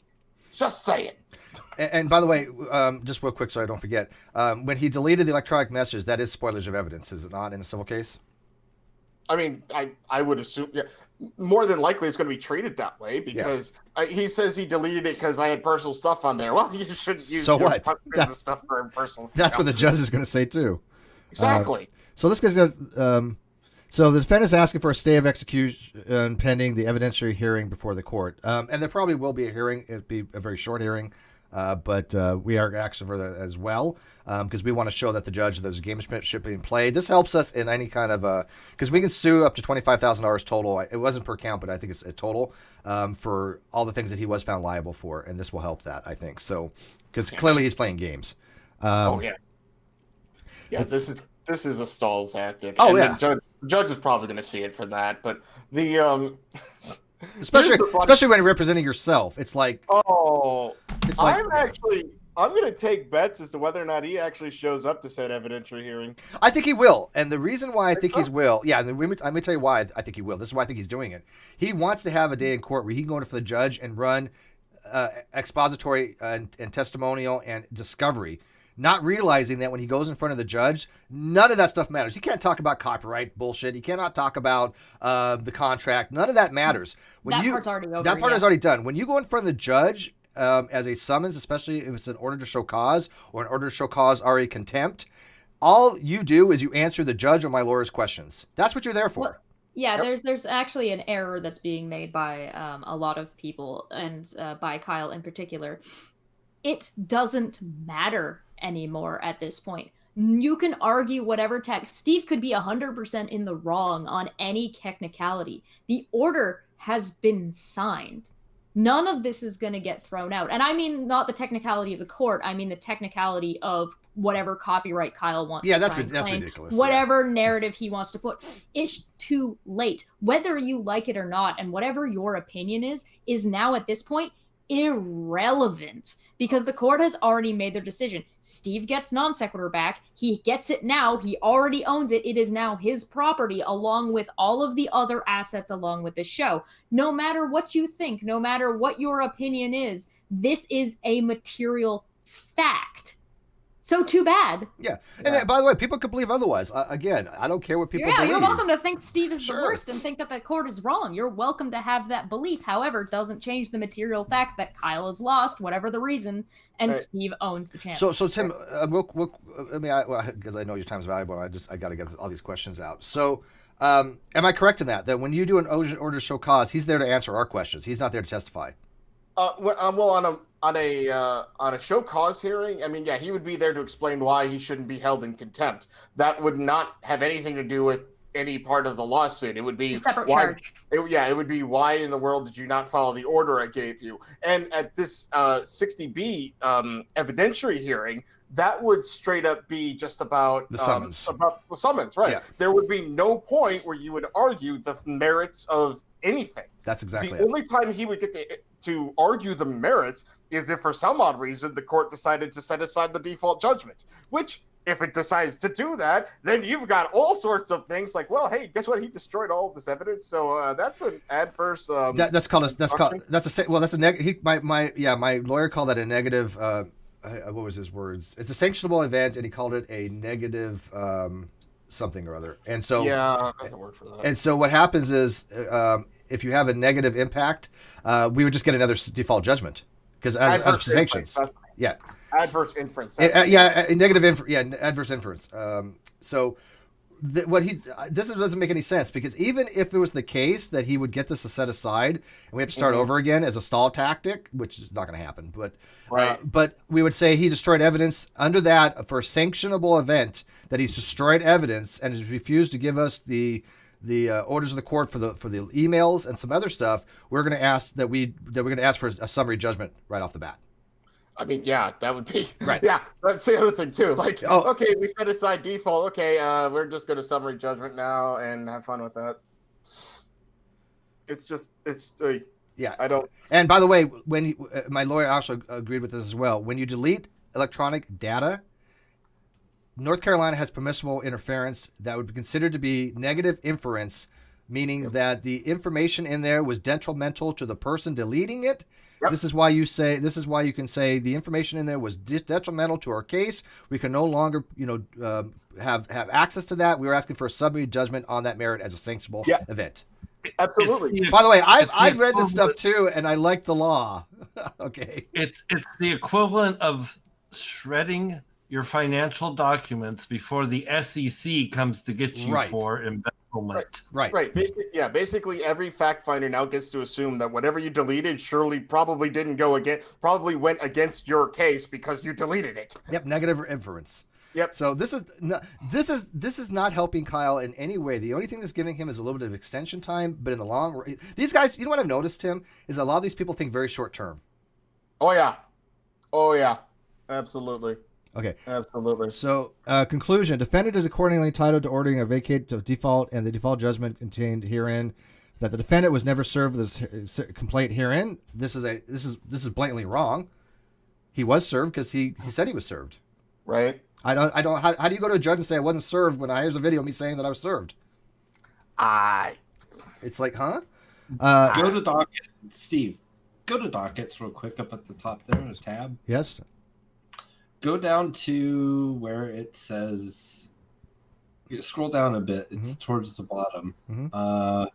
Certificate of service. Number 8. Yeah. This is to certify. It's signed by a lawyer, right? Mm-hmm. No, this is signed by the judge. No, by my lawyer. Yeah, this is signed by my lawyer. These are my two lawyers. This one's no longer with the company, the PLLC. Right. But scroll down. Yeah. Okay. Is there not more to that? Maybe that's the wrong one. Certificates of service are normal in like everything. Yeah. You certify that you've sent it to the right people. Yeah. See right here. Right. Listen. Look right here. The last known address. That's all that matters. And there was something in here that said return receipt. Maybe this is the wrong one, Doug, because maybe there's return receipt, and I know you got a receipt back. But Tim, is that very clear? Because this other person said he was a process server, and you can't do it to last known address. What does it say right there? Which is the last known address. Right. I have served people before. I've been in numerous lawsuits. I mean, as the plaintiff, and I've won every one of them. I mentioned this before. I've had subletters that I've had to sue. I sued Imperial Irrigation District, the power company. I sued them and won. So I don't know if the judge is going to do anything about this, but I'm noticing something about Kyle's motion that I'm not really seeing. Maybe this title page is it. I don't see a certificate of service. To whom? You. Why would he have to serve me? Because that's what you have to put on every single motion you ever file. Certificate of service that you've served on the other party. Or more specifically, your lawyer. But Look at like the end of every single thing your lawyer ever files. Here's a certificate of service. It says, "I have served this on this party." Well, here's the affidavit. Here's the affidavits of service. That's the one I'm talking about, I think. Yeah. So this was my lawyer being fully disposed and say, "I am the attorney on record for the plaintiff in the opposed caption action. The copies of the civil complaint of service in this action were sent via the United States Post Office, certified mail, return receipt requested to this address." That the United States Post Office electronic tracking system indicated that the package had been delivered. That on or about I received from the post office the return receipt reflecting the package has been delivered to the listed, including the signature. That the general return receipt reflecting the civil complaints of service on the attachment hereunto is true and accurate. Copy of the screen print from the UPS tracking is and is attached. And this is the certificate of service. There's a certificate that's on every single thing a lawyer ever files is a certificate of service that you have served the thing that you filed on the opposing party. His motion doesn't have that. Yeah. I'm not saying anything's going to happen with it. I'm just like, I just noticed. There's the return receipt that was signed by a family member at the last known address. That counts. Right. All right. It's very damning right there. All right. Well, guys, it's been fun, but I'm going to go stream some video games. So it's been awesome talking to you guys, and I hope to see you again. All right. Thank you, buddy. All right. Okay, so that's yeah. So there's an affidavit of Kyle Curtis right here, being duly sworn, identifies the follow. I was never served. It was complained the entire case. He admitted he was served by it. Like I said, it was his family member signed for it at the last known address, which only has to be an adult over 18 to sign for it. That's the only requirement. An adult over the age of 18. Court documents state that the summons were sent to that address. The address above has not been by residence. It doesn't matter. He had no forwarding address. It was the last known address. That's all that matters. Well, there you go. So, questions, comments? I mean, here's an actual lawyer that we were talking to that basically been saying exactly what we've been saying. So, Kyle's going to have one hell of a time when the judge already has the audio and video of him admitting that he's gotten the paperwork, he was well aware of what was going on, and basically just did nothing about it. That exists. We have it. I have it right now. I'm looking at the file right fucking now. Well, we got a question that says, if you do move and someone sues you, yet you never get the document and do not know the case is happening, shouldn't there be some sort of protection when your mail forward ends? The thing is that you're responsible to make sure that your mail gets forwarded to your new address, as well as whoever signs, whatever adult it is that signs for you, is responsible to get it to you. So the thing is like the protection is up to you. He did, and he did get it. He did get it. He admitted the next couple of days that his mom gave it to him. Well, besides that, and you just spilled the beans on who signed for it. Her name was right there. Whatever. Yeah, it's fine. But the I think he said I think he actually said that though. If I remember correctly. Maybe he did. I don't know. I don't remember. But we all knew who it was, and anybody who wanted to find out could find out. We were just trying to be discreet, and Steve fucked it up. But point being, the answer to the question is that you're responsible to protect yourself. It's your responsibility. It's not the court's job or the law's job to protect you in this case. You're responsible to make sure that you receive any documents. So you're the one who's responsible for making sure your address is up to date for the court and for the government. And it's up to you to make sure that those... Now, if somebody signs for you and then withholds that information, then then you can shift that onto the other person once they do finally get a hold of you. But you can't be filing things to the court in response to the court and then say you never got it. Yeah, I mean, like I said, my lawyer is very clear on this, and my lawyer lawyers the law. He's a lawyer. He says, bottom line, he never changed his address. His mom signed for him, and he definitely had actual notice because he admits to it. This is my lawyer saying this. You think my lawyer doesn't know the law? Here's something else, Steve. What was the last thing Kyle said to you in the Death of the NonSequitur Show? Sue me. Sue me. So if you tell somebody to sue you, and then you go outside of your way to try to avoid being served, because that's what this really is starting to look like, right? You move, saying, yeah. You moved, right? And you knew that someone was probably going to sue you because if any had brains in his head, he would have been watching you to see if you were going to sue him. That's what I would have done. So he knew that you were going to sue him. He knew you had a lawyer. All that stuff happened. Even before he was served, he knew it was coming. Yeah. Come on. Be real, people. Be real. And like I said, I mean, I want people to really think about this. I'm paying. Well, I'm not paying, but we know that Ruhif is taking care of this stuff. But praise be. Praise Lord the and big. Savior. Amen. You think my lawyer would be telling me, quote, this is the exact statement. Bottom line, he never changed his address. His mom signed for him, and he definitely had actual notice. He was free to bring up service issue at any time and failed. The judge is not going to be sympathetic. That's his words. Okay, I mean that's the lawyer's words. I mean, my lawyer has a duty and obligation as a officer of the court to tell me if there was a problem with the process service. He has a duty, he has an obligation to do so. So anybody who says that it was not served properly, you're saying that my lawyer now is not being an effective order of the officer of the court. So there you go. Plus, really on top of it, just to address the second half of that question, is that the other person, if the person is not if they sign for you, that means they've signed for you. And now they're obligated by law. Yeah. If they sign for you and then not pass it on, yeah, then the buck gets passed on to them. However, if you're in a situation where you get served and then that person doesn't sign, then it says not delivered, and then they go through the next step to try and find you. Yeah. And by the way, I want to make it very clear. I got 500 some odd people plus watching, and I do not have it in member mode. I will not put these things in member mode. Those people are doing crash grabs, and I find that to be unethical behavior. But hey, you know what? People can run their channel whether they want. I don't do that. I'm not interested in that. People can speak their mind about anything they want. You got actual questions, please ask them. We do not allow trolls in this particular channel. This is one of the reasons why people come to this channel, because they don't have to put up with people that are trolling like they have on other channels out there. So we don't tolerate that. Yes. So if you have legit questions, by any means, ask them. We're very open here. But if you start trolling, you're not welcome, because that's not how we run this channel. We've covered this on this channel before. We call it cookies. Come with cookies. Of course, it's the last fucking thing I read. Rule 4... Chapel Hill, North Carolina, October 27, 2005.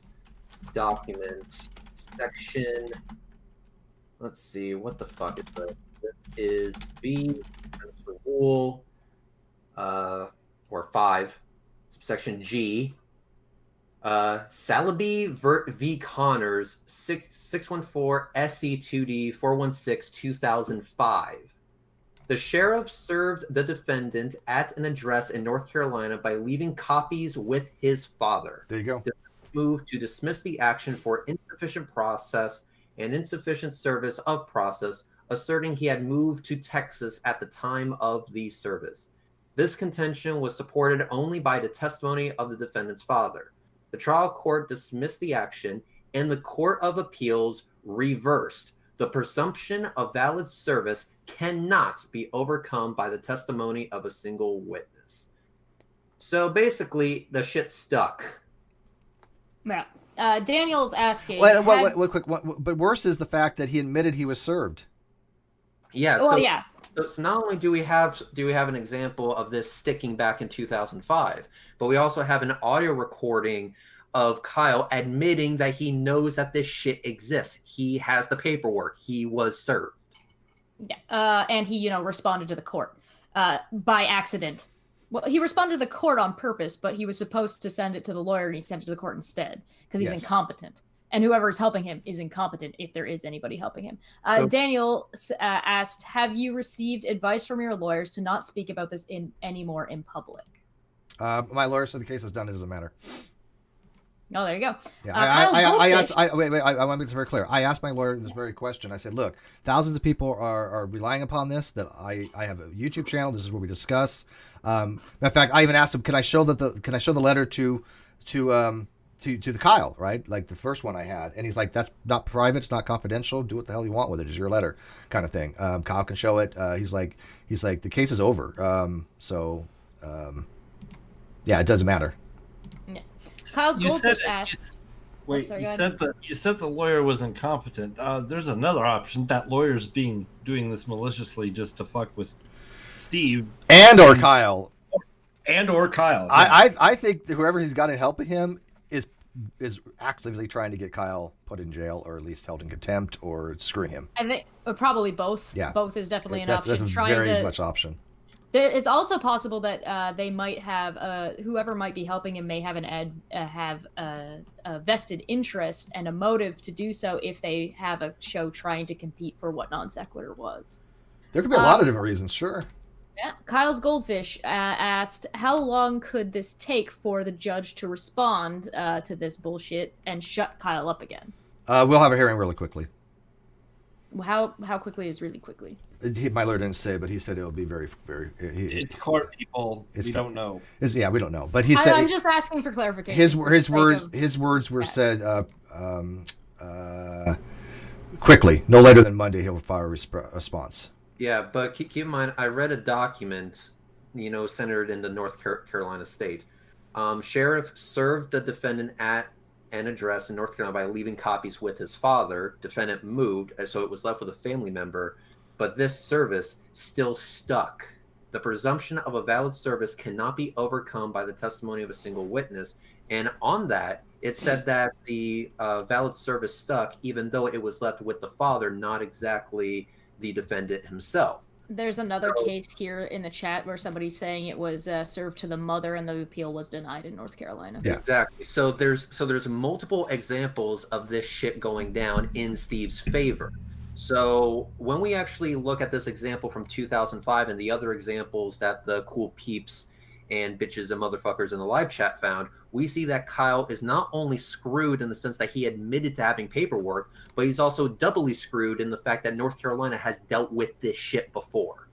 And they're not going to be impressed with Kyle's bullshit. Yeah. So, yes, by all means, make a bet against me, motherfuckers. I am now even more confident. Yeah. And by the way, yeah. Okay. So we have case precedents for that. We clearly have a competent lawyer. This is just a stall tactics. It's called gamesmanship, is what the technical term for it is. It is to get other people are going to have, they're going to have videos on it and go, oh, look at Kyle. He's so smart. We've already went over exactly why this is all nonsense. And we had an actual lawyer in here explaining why this was nonsense. A very, this guy has been a lawyer for 20 freaking years or something like that. I mean, come on. So. Well, isn't your lawyer like the senior partner? He is the senior partner of the company. Yeah. Yeah. So it's almost like you have a legitimate lawyer that is being paid to do this, telling you exactly what is and is not, and Kyle's getting dates wrong. Yeah, when my lawyer tells me, hey, it was last known address, his mom signed for it, that's the bottom line, it's perfectly fine, I'm going to trust my lawyer's judgment. I mean, that's what he gets paid to do. Hey, Steve, didn't we have this conversation in July? I mean, I brought up this concern back then, right? Yeah. I think we did. Yeah. I remember having this conversation when I was at work. Yeah, and I also even said we knew that it was his last known address. We knew that he had moved, and that's perfectly fine. I said that was an old address. I was very honest about that. But what I think happened is that some disreputable people had heard me say it was his old address and told Kyle, "Oh look, Kyle, it's your old address. Therefore, the service is no good. You should get a motion to vacate." Not realizing that doesn't matter. Not realizing there's already case law in North Carolina that you can have a family member like a mom sign for it at the lowest known address. And he admitted it that he was served the next couple of days. So yeah. I love the person whoever's giving him legal advice. But when all this is said and done, I kind of do want to buy him a bottle of scotch. We have to buy him a bottle of scotch. We just have to say, thank you for giving Kyle all this shit legal advice, because you're just making this super juicy. I mean, to be fair, all you would have to do is acknowledge the person. I think they would just jizz so hard all over the place. It'd be more than enough. Would just be being acknowledged by you three. I agree. Jack asks, do you guys think the perjury is intentional or because of ignorance? We're not going to call it perjury. I'm just explaining what perjury is. Not saying that he committed it. So we should explain what perjury is. Steve? Perjury is when you make a knowingly false statement to the court, and usually through an affidavit, or notarized would be the same thing, or to direct cross-examination. Anytime you make a statement to the court that you have willful knowledge that statement is not true, that's considered perjury. So what we'll do is we'll leave it up to the chat. Hey guys, number 1 in the chat if what you think happened here is perjury. Number 2 in the chat if you think it's ignorance. And number 3 in the chat if you think it's neither and something else. Yeah. But we're not going to give that answer. We'll let you guys decide based on the information you've been provided here today. Use your critical thinking skills that you're learning. 1, 2, or 3. It's perjury, it's not perjury, or it's perjury and ignorance. Or, sorry, it's ignorance. Whatever. Well, no. Yes, So one would be is perjury. 2 is just ignorance, and 3 that is what was it? What was 3? Neither. Neither. Something else. Yeah. Yeah, or both. 3 could be Or neither or both. both. Yeah, but yeah, 4 is both. So, like I said, the fact that he admitted that he had been served, he cannot then go back to the court and say I was not properly served. He had the documents. He said I have a screenshot, like I said, I already showed it, of him saying that he got papers from the court. You cannot then tell a court I didn't get served. Yeah, not just that. We also have an audio recording of him. I mean, here's the thing, dude. Kyle was well aware. He even acknowledged multiple times, oh, I know that everything I say is being recorded and blah, blah, blah, blah, blah. So this guy knows we have like hours of audio from him. Oh, So, God. I remember going through and timestamping it. It was awful. And it was awful. It was fucking awful. But I cried. I don't cry often. I cried. Well, that's why this was so juicy, because the very moment I heard of this bullshit, I was like, but we have, I mean, I immediately knew that we had an audio recording of him admitting that he got served. Mm-hmm. So what's going to happen from here is that it's going to be quite embarrassing for Kyle when he goes in front of the judge trying to pass this bullshit on as fact, and then the judge has not only the previous cases to look back on for reference, like the one I referenced back in 2005, but the audio recording saying that, hey, yeah, I kind of got served. I'm just going to ignore it because fuck these guys. Yeah, the judge isn't going to be sympathetic at all to that. Yeah. It might not even have to go that far. The judge may say, look, I don't need to hear any audio clips. I don't need to know past cases because I know what the fuck I'm doing. And you're full of shit. And this is, again, a sanctionable event. Yes. Yep. It may not even need to go that far, but if it does need to go that far, we have everything we need, and we will send it to Steve's lawyer to do with it as he sees fit or as needed, and it will not go well for Kyle. And if Kyle is actually listening to this, I'm telling him right now, you can keep playing these games, but you are just delaying the inevitable. You know what's up. You know that you lost. And you're just making shit worse, actually, for yourself by continuing to play this bullshit game or taking legal advice from people who, in reality, do not give a flying fuck about you. They only care about making Steve's life a little bit more difficult. If they can do that, it doesn't matter what the fuck happens to you. Yeah. You're being used, motherfucker. Hey, do we remember when Kyle said that what he really cared about was non-sequitur and making sure non-sequitur was great, and that's why he was going to get rid of Steve because he wanted non-sequitur to be great again, and yet a couple of days later he was like, no, I'm just going to archive it. It ran its natural course, and now here he is preventing the show from existing. And he also said he was going to give it to us if we ran it better. He's like, I'll give it to him. And he also said I get paid every dime that I was owed. He also said that if the court ordered him to, he would give it back. Yep. And the court hasn't done. He did say that. Matter of fact, he actually in the letter. This is funny. In the letter that he actually gave to the court, he even says, "I will, give him a link to get back to the channel." Blah blah blah. That never happened. He actually he violated his own statements to the court. You cannot. It's just there's so many things wrong here. So yeah, it's just layers on top of layers of bullshit. Wrongness, just fractal wrongness. Yeah. But and factual, just straight up factual incorrect. Oh god, this someone call Spirit Science. Have them do an episode on fractal wrongness. I even said that I thought Kyle was talking to certain people long before, and people kind of mocked me for it. I won't say whom, but people that thought would not hit in his best interest, and yet. Who is he going to, and who is he giving papers to, and who is he talking to now? What advice is he taking, and what has he done that kind of goes in line with what we would expect to see from certain people? Exactly, and the letter that he gave to the court the other day it masterfully shows his dishonesty, because that paper, as my letter from my lawyer said, did not meet the requirement, was severely deficient, and was all hearsay. I mean, that was all hearsay. Any lawyer would have told him, this is not admissible. This is hearsay. You don't have any records for any of this stuff. It wasn't even notarized. That's not admissible, and it's hearsay. It's and keep in mind, information. It's manufactured. The lawyer, Steve's lawyer is not taking sides. Steve's lawyer is doing his job.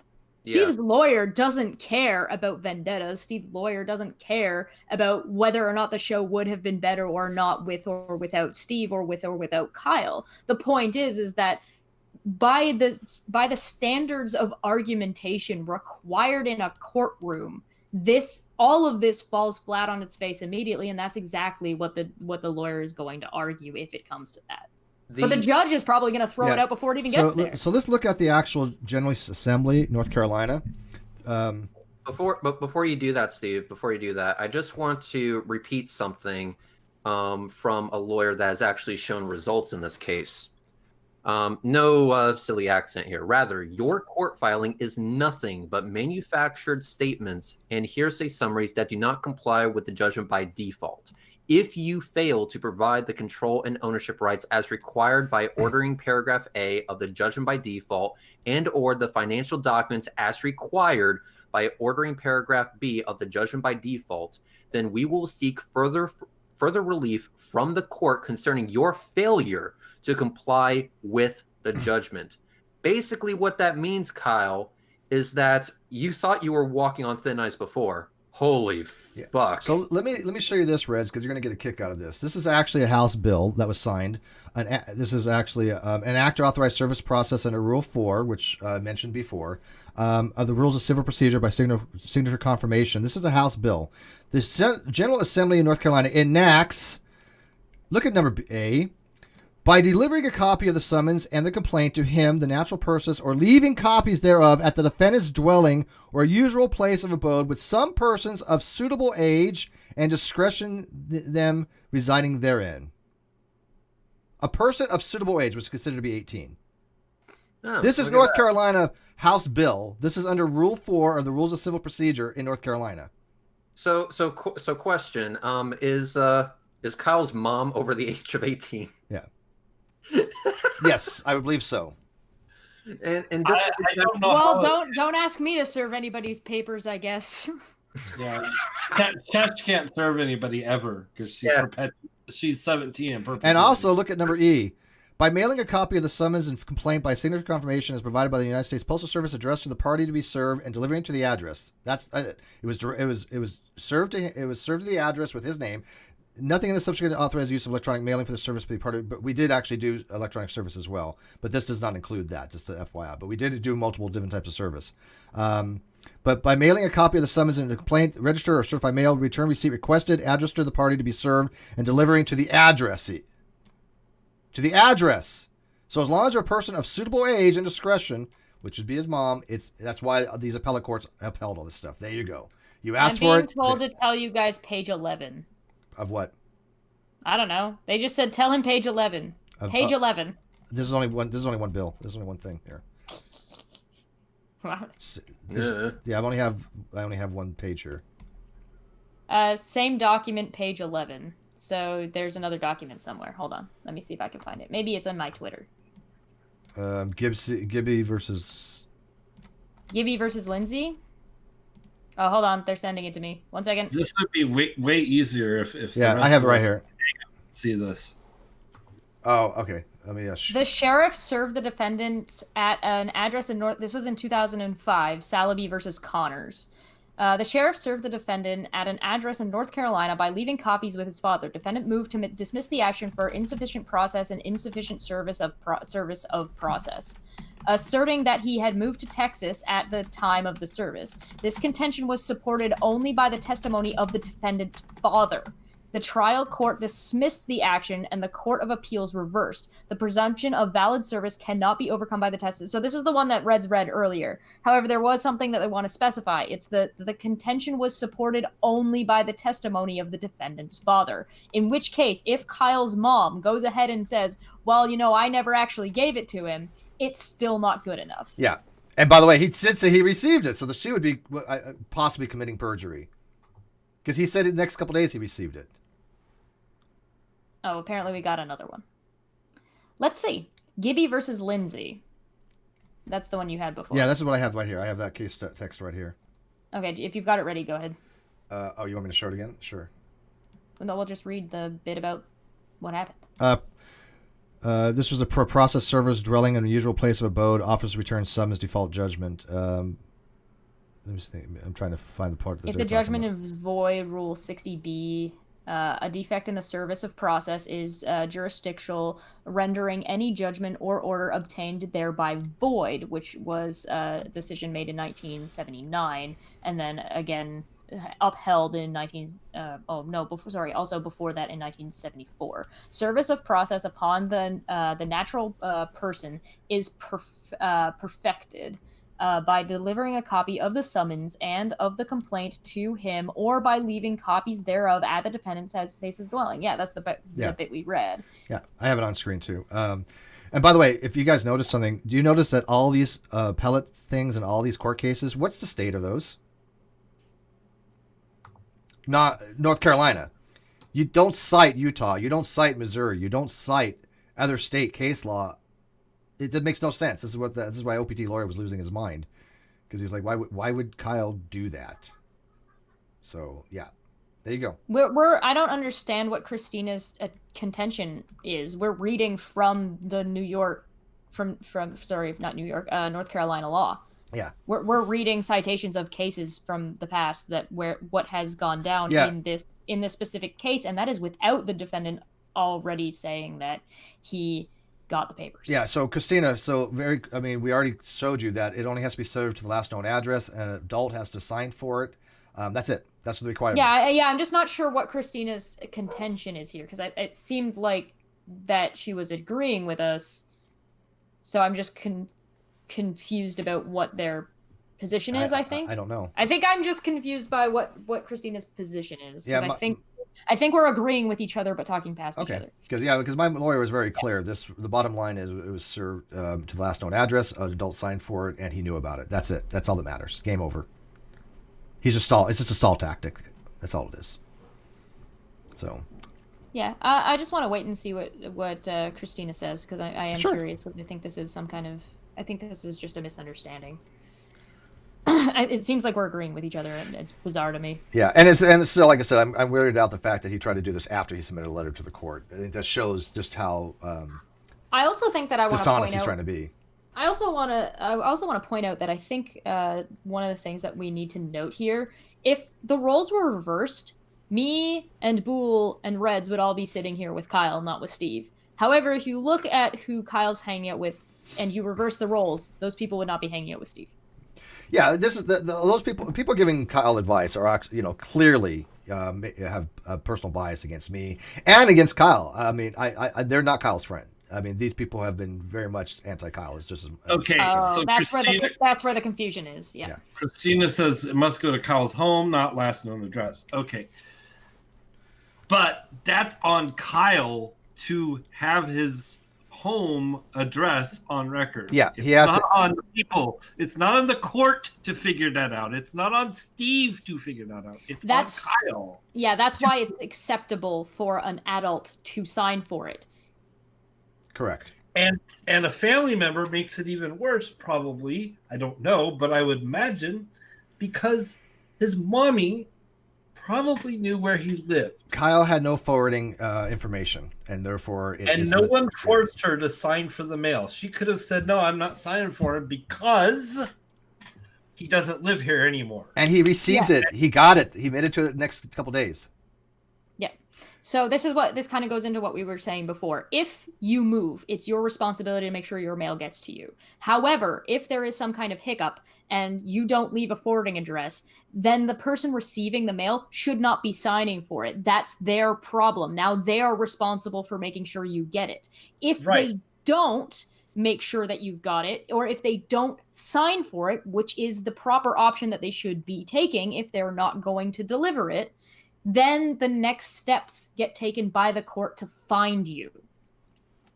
So if there is a mistake going on in the process here, it's Kyle's mom's fault at best. Carl said for 50 secs, can Anthony Rabieli be like Kyle's lawyer? That would explain some stuff. Can it be a team afford for dumb fuck of the year? And how do you prove the date of the recording? We have. Well, I mean, obviously, he was talking about the summons. I mean, it was live streamed. It was live streamed as well. We actually have the video and just the audio. We don't just have the audio. We have the whole video too. That's data. Yeah, it was live streamed. Yeah. If you're ever going to claim that you didn't get served, it's probably not a good idea to do it after you said you have the information and have documents from the court. Yeah. Probably not a good idea. Yep. Yeah, also looking at this Gibby v. Lindsay, 2002, it says here. I don't know if this is relevant or not, but I'm going to say it anyway. 560 SC2D 589 North Carolina Ceti APP, whatever the fuck this means. Anyway, service of process upon natural person is perfected by delivering and copying of the summons and of the complaint to him by leaving copies thereof at the defendant's dwelling house or usual place of abode with some person of suitable age and discretion then residing therein. Rule 4J1A 1999, 1999. Defendant contends the default judgment against him is void because service process was defective and that Craig's residence was no longer his dwelling or house or usual place of abode when plaintiff served the summons and complaint by leaving it with Craig on 26 August 1999. We disagree. Suitable age and what, Reds? Suitable age and what? Suitable age. Hang on a second. Defendant judgment against them is void because process of dwelling in his house or let's see, we disagree. Of suitable age and discretion. Yeah. So the process server obviously would know that wasn't Kyle. I mean, he knows this. He's not required all he has to do is leave it at the address with a suitable person of age and discretion. That's the process. So what Kyle's trying to say is the process server is wrong. My lawyer is wrong. His mom was wrong. Blah, blah, blah. Everybody's wrong except for him. And yet the case law that has already been established in North Carolina on this very topic, as OPT lawyer had said, remember he said you only cite case law outside of the state if it has not been inside the state before. Case law inside the state has already been established on this that a mom can sign for it. So there you go. Here's the thing, Christina. We're also quoting relevant processes in serving law. So we're not giving you our opinion. We're telling you what the law is. We are saying that we think you are misreading something at best, assuming you aren't trolling. And you make a good point, Chess, real quick. You, Bullinator, myself, and even Dave McGinnis, who's in the live chat, who's a mod, we're all related to the NonSequitur Show. Not one of you guys have ever sided with Kyle on this. Yep. In this case, the officer's return of the summons indicates legal service under Rule 4J1A, thus giving rise to a presumption of valid service processes. Guthrie v. Ray, 1977, the burden is on the defendant to rebut this presumption by clear and unequivocal evidence that consists of more than a single contradictory affidavit or a contrary testimony of one witness. Defendant left without telling Craig where he was going and had only taken along some of his clothes, leaving his remaining possessions behind.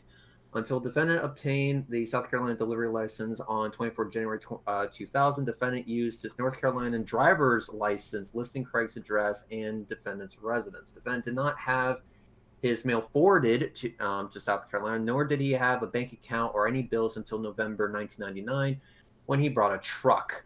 Even more significantly, defendant considered Craig's residency his home and admitted he had no intentions of staying with his relatives in South Carolina for any length of time. In addition, Craig testified that even though she did not know where her son was at the time, she accepted the service of process for him at her residence.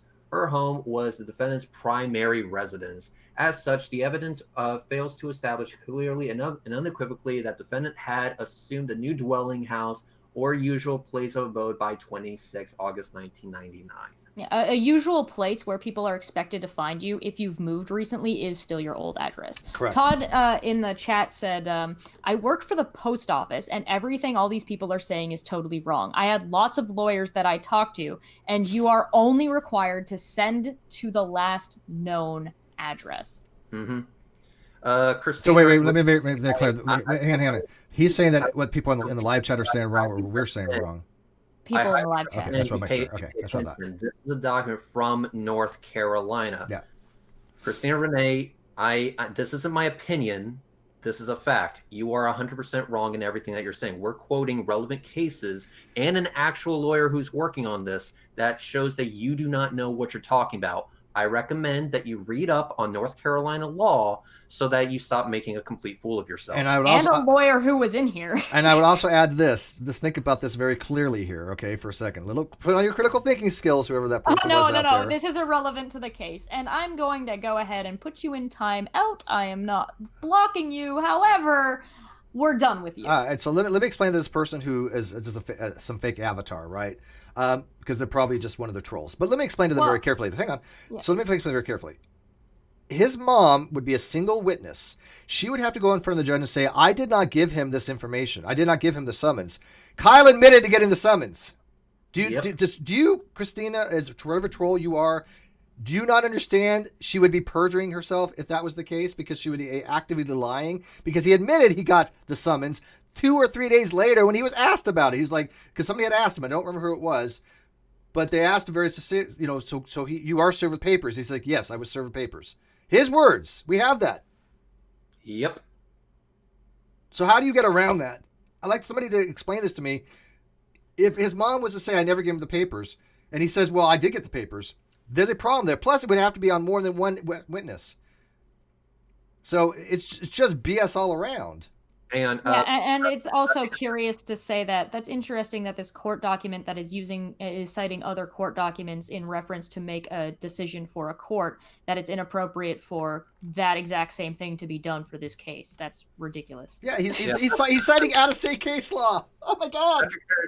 Patrick Parent said, can he argue that his mom tried to mess him up by not giving it to him? I think he can't, but might he? Well, he can try that, but the problem with that is that we have an audio recording of him admitting to being served. He had the paperwork. He knew of the case. He cannot claim ignorance when there's an audio recording that exists of him acknowledging its existence. I'm impressed that Lisa has lasted this long. I'm surprised that account has not been nuked yet. Yeah, this is basically one of those things where Kyle is going to have to either argue he has a fucking twin brother that no one knows about, or let's just and his mom can't tell the difference between the two of them. So I love all these counts that have like nothing history. So let me ask Lisa Allen here. Are you saying that my lawyer has no idea what they're talking about? And by the way, don't time her out, please. Lisa Allen, do not time her out. I haven't timed out a single person. So Lisa Allen, are you claiming that my lawyer, who's a senior partner, has no idea what he's talking about? I want to know this. Yes or no? Yeah. Or is she referring to somebody else? Oh, no, she's not, because it says, I think you've seen by now if you don't agree with their thinking, you're wrong. If you think we're wrong, demonstrate it. We're about evidence here, right? You're allowed to think we're wrong. You can believe we're 100% wrong. You're allowed to have your beliefs. Nobody gives a shit about what you believe or not. That's up to you. But if you're going to say... straight up. Hang on. If she says we're wrong, where's the evidence? First of all, do you think that my lawyer is wrong? Please answer that question. That's the first question. I don't want to have a game playing. I want a very direct answer. Are you insinuating that my lawyer does not what he's doing? That's a yes or no answer. And please keep in mind that I did not ban Christina. I timed Christina out so they could think about what they were saying, so they didn't make more of an idiot of themselves. We answered their question directly. We showed exactly what we were talking about. And when your response is, nuh-uh, that doesn't matter, when we're referencing... When we're looking at past cases that are also looking at past cases as references to make the decisions, because that's how court works. Now I'm timing you out because now you're being completely unreasonable and you're not having a real conversation anymore. And I want to point this out. Precedent, and that a law works off precedent after the fact of legislation. And I also this is common knowledge. I also want to point it out to some of the people. There are people in my live chat right now. There's one person in particular. I'm not going to call out their name because I'm not going to be a dick. But there are people out there that are saying Steve's a drama queen. If you think I'm a drama queen, you're more than welcome to have that particular petition. When there's actual drama people out there that are using this to foster drama for their own narratives, lying about people, making false allegations, just for views. If you think that I'm a drama queen and I'm doing that, please explain to me why, when everything we've been explaining is from actual lawyers, from actual testimony, and it is not about the drama. It is about to the fans of the Non-Sequitur Show, to the subscribers of this channel, the members of this channel, that I think deserve to have honesty, rather than these people going around manipulating facts, taking things out of context, actively lying about people, actively making stuff up about them, and cyberbullying them. So if you're going to put me in that category of a drama queen, I would like to know the evidence for that, because nothing about this channel is about drama. We've responded to certain things, but this is about a $100,000 lawsuit. If you think that's drama, then I don't think that you understand what that word drama means. And then the question would be, why aren't you holding those very people to the same standard you're holding Steve? Some of them do. Some of them think they're everybody on YouTube is a drama thing for years. And some people just think that they're like, some people don't know what the difference in drama is, or that they're using the word drama to say that anything that you're talking about that is personal and isn't about a topic in particular, like biology or philosophy, is drama, which is just, it's such a broad definition. It doesn't make You spent 5 minutes in the corner, Christina. No, yeah, that's 5 minutes in the corner. All right, so calling you that's names? not what I did. Christina's back, so she can answer. Did this other person ever answer yet? Because I don't see her answer. No, she didn't answer. All right, so let me ask her one more time, to make sure that, again, I'm being fair here. Lisa Allen, her message is retracted, so she deleted her message. And that wasn't deleted by a mod. That was her retracting. Okay, let me just say, fuck it, I'll ask it. I talked about you to explain to you why you were timed out and explain to others why you were timed out. And Lisa responded and said, a lot of cranky people in here. Chesh's always on a rampage. Now you get a timeout, Lisa. I think you need to get laid, IMO. Yeah. I mean, listen, I wouldn't be against getting laid. Yeah, she gets a timeout for that. That's drama. Okay, hang on. Christina, the question, once again, and we want a direct answer. Do you think that you know better than Steve's lawyer? Which means, do you think that Steve's lawyer, who has been right about everything thus far, is incorrect when it comes to how this shit has been working out so far and what's going to happen next? Fair question. I think that's a fair question. Yeah, and I do. And I like straight up questions. I notice a lot of dishonest agents refuse to answer yes or no questions, and they think it's some kind of manipulation or game or complex question foul. It's not. If you ask me a yes or no answer, I'm going to give you a yes or no to the best of my ability, and then I'll give the explanatory on it. Well, yeah, that's just a lot of people don't know what fallacies are. They should by now. We've discussed them enough. Well, no, these aren't people who watch the channel and care about what things mean or education or actually give two shits. Seriously, trying dude, to cause problems. I have a guy that I've known for a very long time, Randolph on Twitter, who is an activist atheist, head of a chapter of atheism. He got 5 fallacies wrong in a row the other day on Twitter. 5. That's impressive. If you're going to be an advocate for critical thinking and you screw up 5 fallacies, you need to go back and read a book. Yeah, so we're gotta try to get an answer, which hasn't happened yet. YouTube Surgeon General said, I asked Lisa twice now why she keeps making questionable comments and then immediately retracting it. She won't answer me, and she's been doing it the entire stream. That's why she gets a timeout. Yeah. All right, Red, I'm not debating Steve's lawyer. I'm merely quoting North Carolina law on service. Yeah. Well, so did we. Demonstrated why you're wrong in your interpretation of what you were reading, and cited sources as to what those things were. And then you said that citing those sources was irrelevant. So why is you citing your source relevant, but us citing our sources not? Yeah, General Assembly of North Carolina was very clear. By delivering a copy of summons of the complaint to a natural person, by leaving copies therein at the defendant's dwelling house or usual place of abode, but with some person of suitable age and discretion therein residing therein. Yep. Oh, so also they're saying no. They're not saying your lawyer's wrong. So there we go. We had nothing to argue about. Yeah, she said that. She did very clear. I'm not saying lawyer's wrong. Okay, great. The worst possible scenario here is that she just doesn't understand what she's reading. Yeah, and by the way, someone makes a good point. You can actually. Well, that's giving her. That is not worst case scenario. That's best case scenario. She doesn't understand. Oh, okay. By the way, worst case scenario is she's just in here trolling on purpose. There is a case for this too. Somebody mentions this, and this is if you cannot serve a person directly, you can actually leave a notice of service in a newspaper or somewhere online where you think that they might actually have access to that. That's actually precedence for that. So all of the videos. Yeah.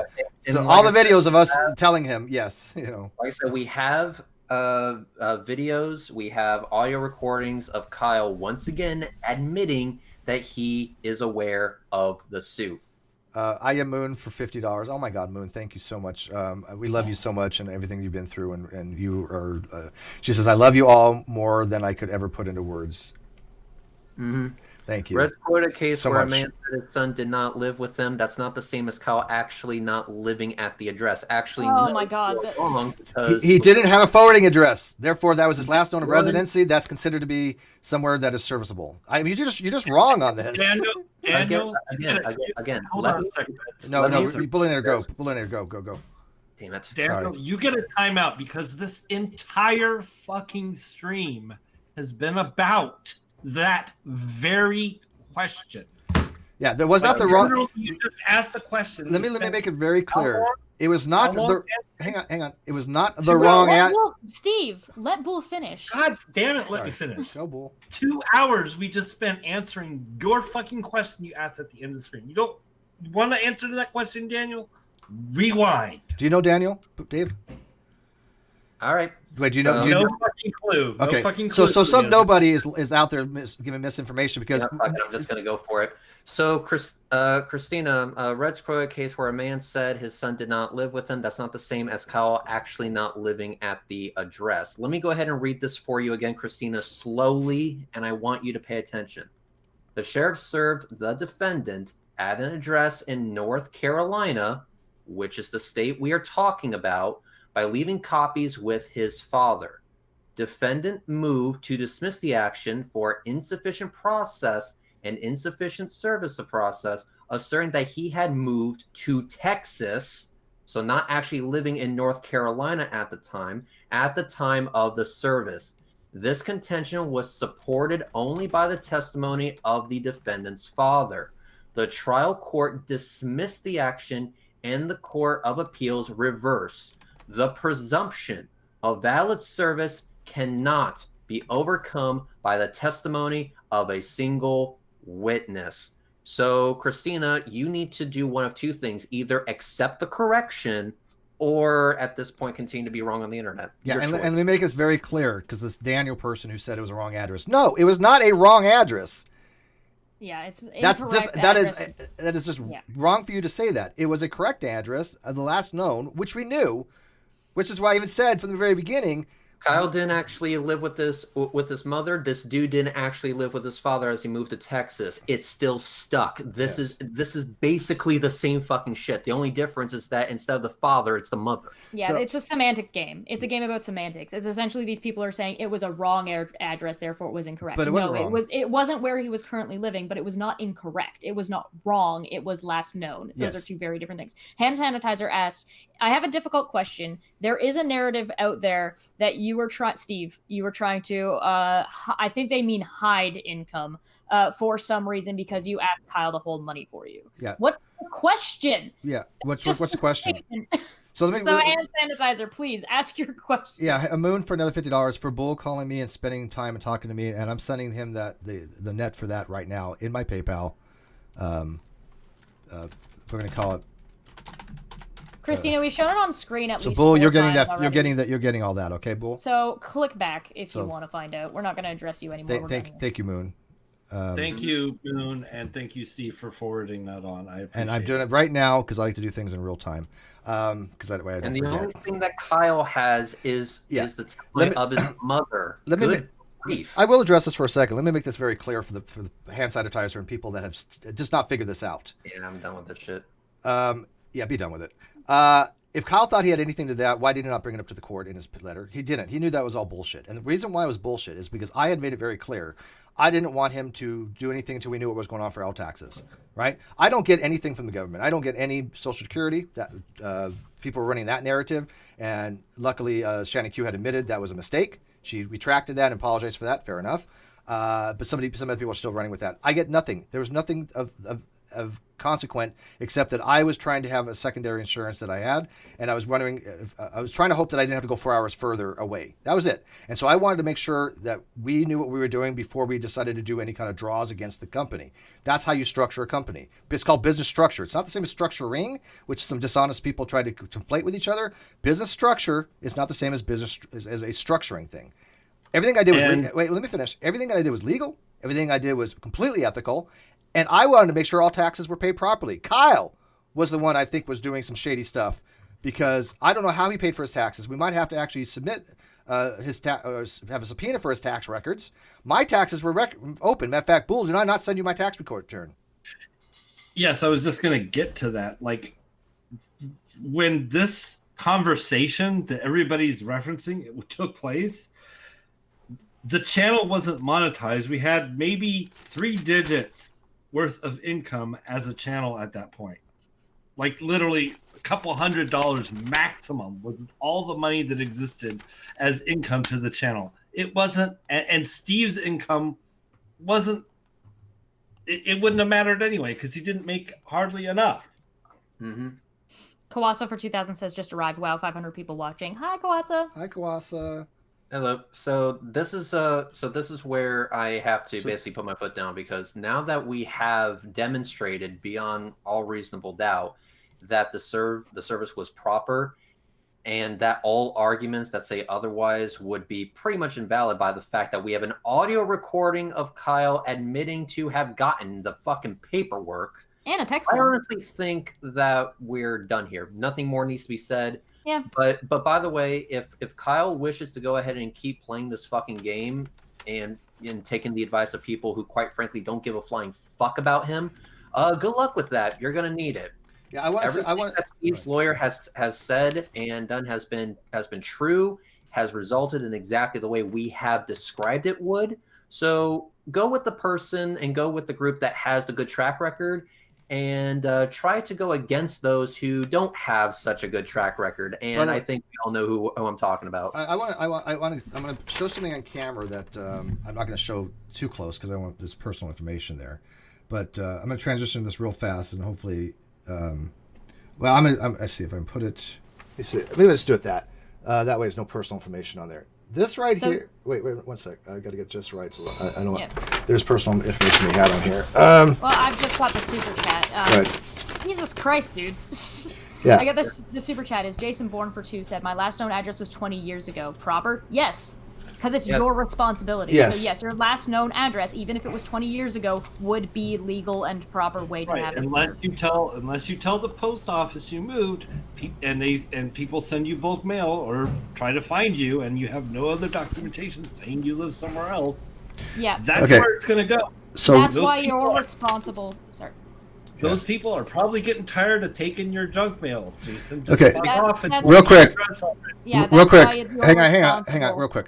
I got to do this because I'm stressing. This is called a 1095-B form that I got from the IRS, from the VA. This is 12 months of full coverage from VA. There you go. So this is not based upon any income. This is not contingent upon a dime that I make. This is 12 months full coverage that I have for my records to show that I was insured the entire year by the Veterans Administration. Anybody who says further that anything that I did was against law, it's just bullshit, and they're lying to you. Well, since we have absolutely nothing more to discuss here because everything has been explained. Well, I mean, I was trying to explain that your driver. That's why you're supposed to update your driver's license, your health card, if that exists in your country, and why it's important to keep those things up to date. Yeah. And so I'm going to head out here, but I am gonna say. My last known address was 20 years ago. Proper, yes. And it becomes even more proper when your mother still lives there. All right, peace out, people. All right, thanks, Reg. Yeah, Yay. God Barrett he's right. He says, why would Steve try to defy Medicare to get the government to pay for his health care when he can walk into a VA anytime and get orders from the government to pay for his health care? Right, exactly. It even has a little check mark on here. If you guys actually look at the form, it says covered for 12 months, X on it. The court isn't responsible to chase you down. It's your job to keep your shit updated or have a forwarding address. That is your responsibility, which means it's Kyle's responsibility to do that. It's not Steve's job to chase him around. It's not the court's job to chase him around. All he is doing, and all he would be doing in this case, is wasting the court's time. And I think that's all I have to say on the matter. Yeah, well, that's what it is. It's just wasting the court's time because he wants to try. What he's trying to do is playing this weird game that he thinks he's going to get in front of the judge and be able to run testimony, and it just doesn't work that way. Yeah. So are we good to wrap up? Yeah, I think we're going to wrap up. Guys, thanks for watching this again. You're going to see a lot of people try to spin this, and that's what they do for views. I don't watch. They're already trying to spin it into, it's only mods in here. Well, I have a lot of About mods. something completely I've been different. look. I have this channel for 8 years, okay, and I have a lot of people that I trust. And mods here, mostly they don't really have to do much. All they do, because the fact they give mods is one, they don't have to worry about slow mode, and they're basically they can come into any hangout if they want to. Right, they're already been vetted, right? So anybody can come and talk about it what they want. I never do members only mode. And I want to make sure people do argue properly. If you see the people that are arguing, both of those people, neither of them have any content. Neither of them are known people. They could be anybody. Yeah. Well, the mods on this channel are also, they're mods so that we know if we're bringing somebody in that they already have been vetted. It's not necessarily about people who actually have control over the channel. It's actually about who's allowed to actually come into chat so we don't get like porn bombed. Yeah, because we've had that happen. So there's a couple different things going on with mods in this channel. It's not just who is and isn't allowed to talk. Yeah, I see a lot of people that aren't mods, and by the way, we've had people that have been like saying people that have been saying we're wrong. All we've been doing asking them is why. Right. Anyway, good wrap up. All right, good wrap up. Berliner, you got anything you want to say before we leave? No, other than I hope this judge does this quickly because I'm getting tired. 9 months later, I'm kind of tired of this whole thing, to be honest with everybody. Just really tired. I really want to get back to producing the NonSequitur Show with people and content that the fans want to see. Yeah.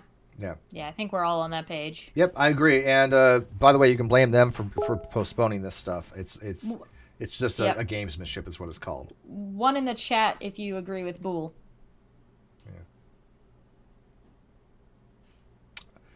All right. I'm going to end this. So, guys, let me know if you guys have any questions. Leave it in the comment section. Contact me directly. But as you can tell, I think we thoroughly debunked the fact that he has any grounding for any of this stuff with actual lawyers, from my lawyer and from OPT lawyer. Thank you for having coming in. Kawasa, one last super chat, 10,000. Juan, preserve. Thank you, buddy. Persevere. Right. Oh, persevere. Oh, persevere. Jesus Christ. What a good thing to end on. Yeah, Bye, persevere. guys. I'm looking at two different cameras or two different screens here. Good night, guys.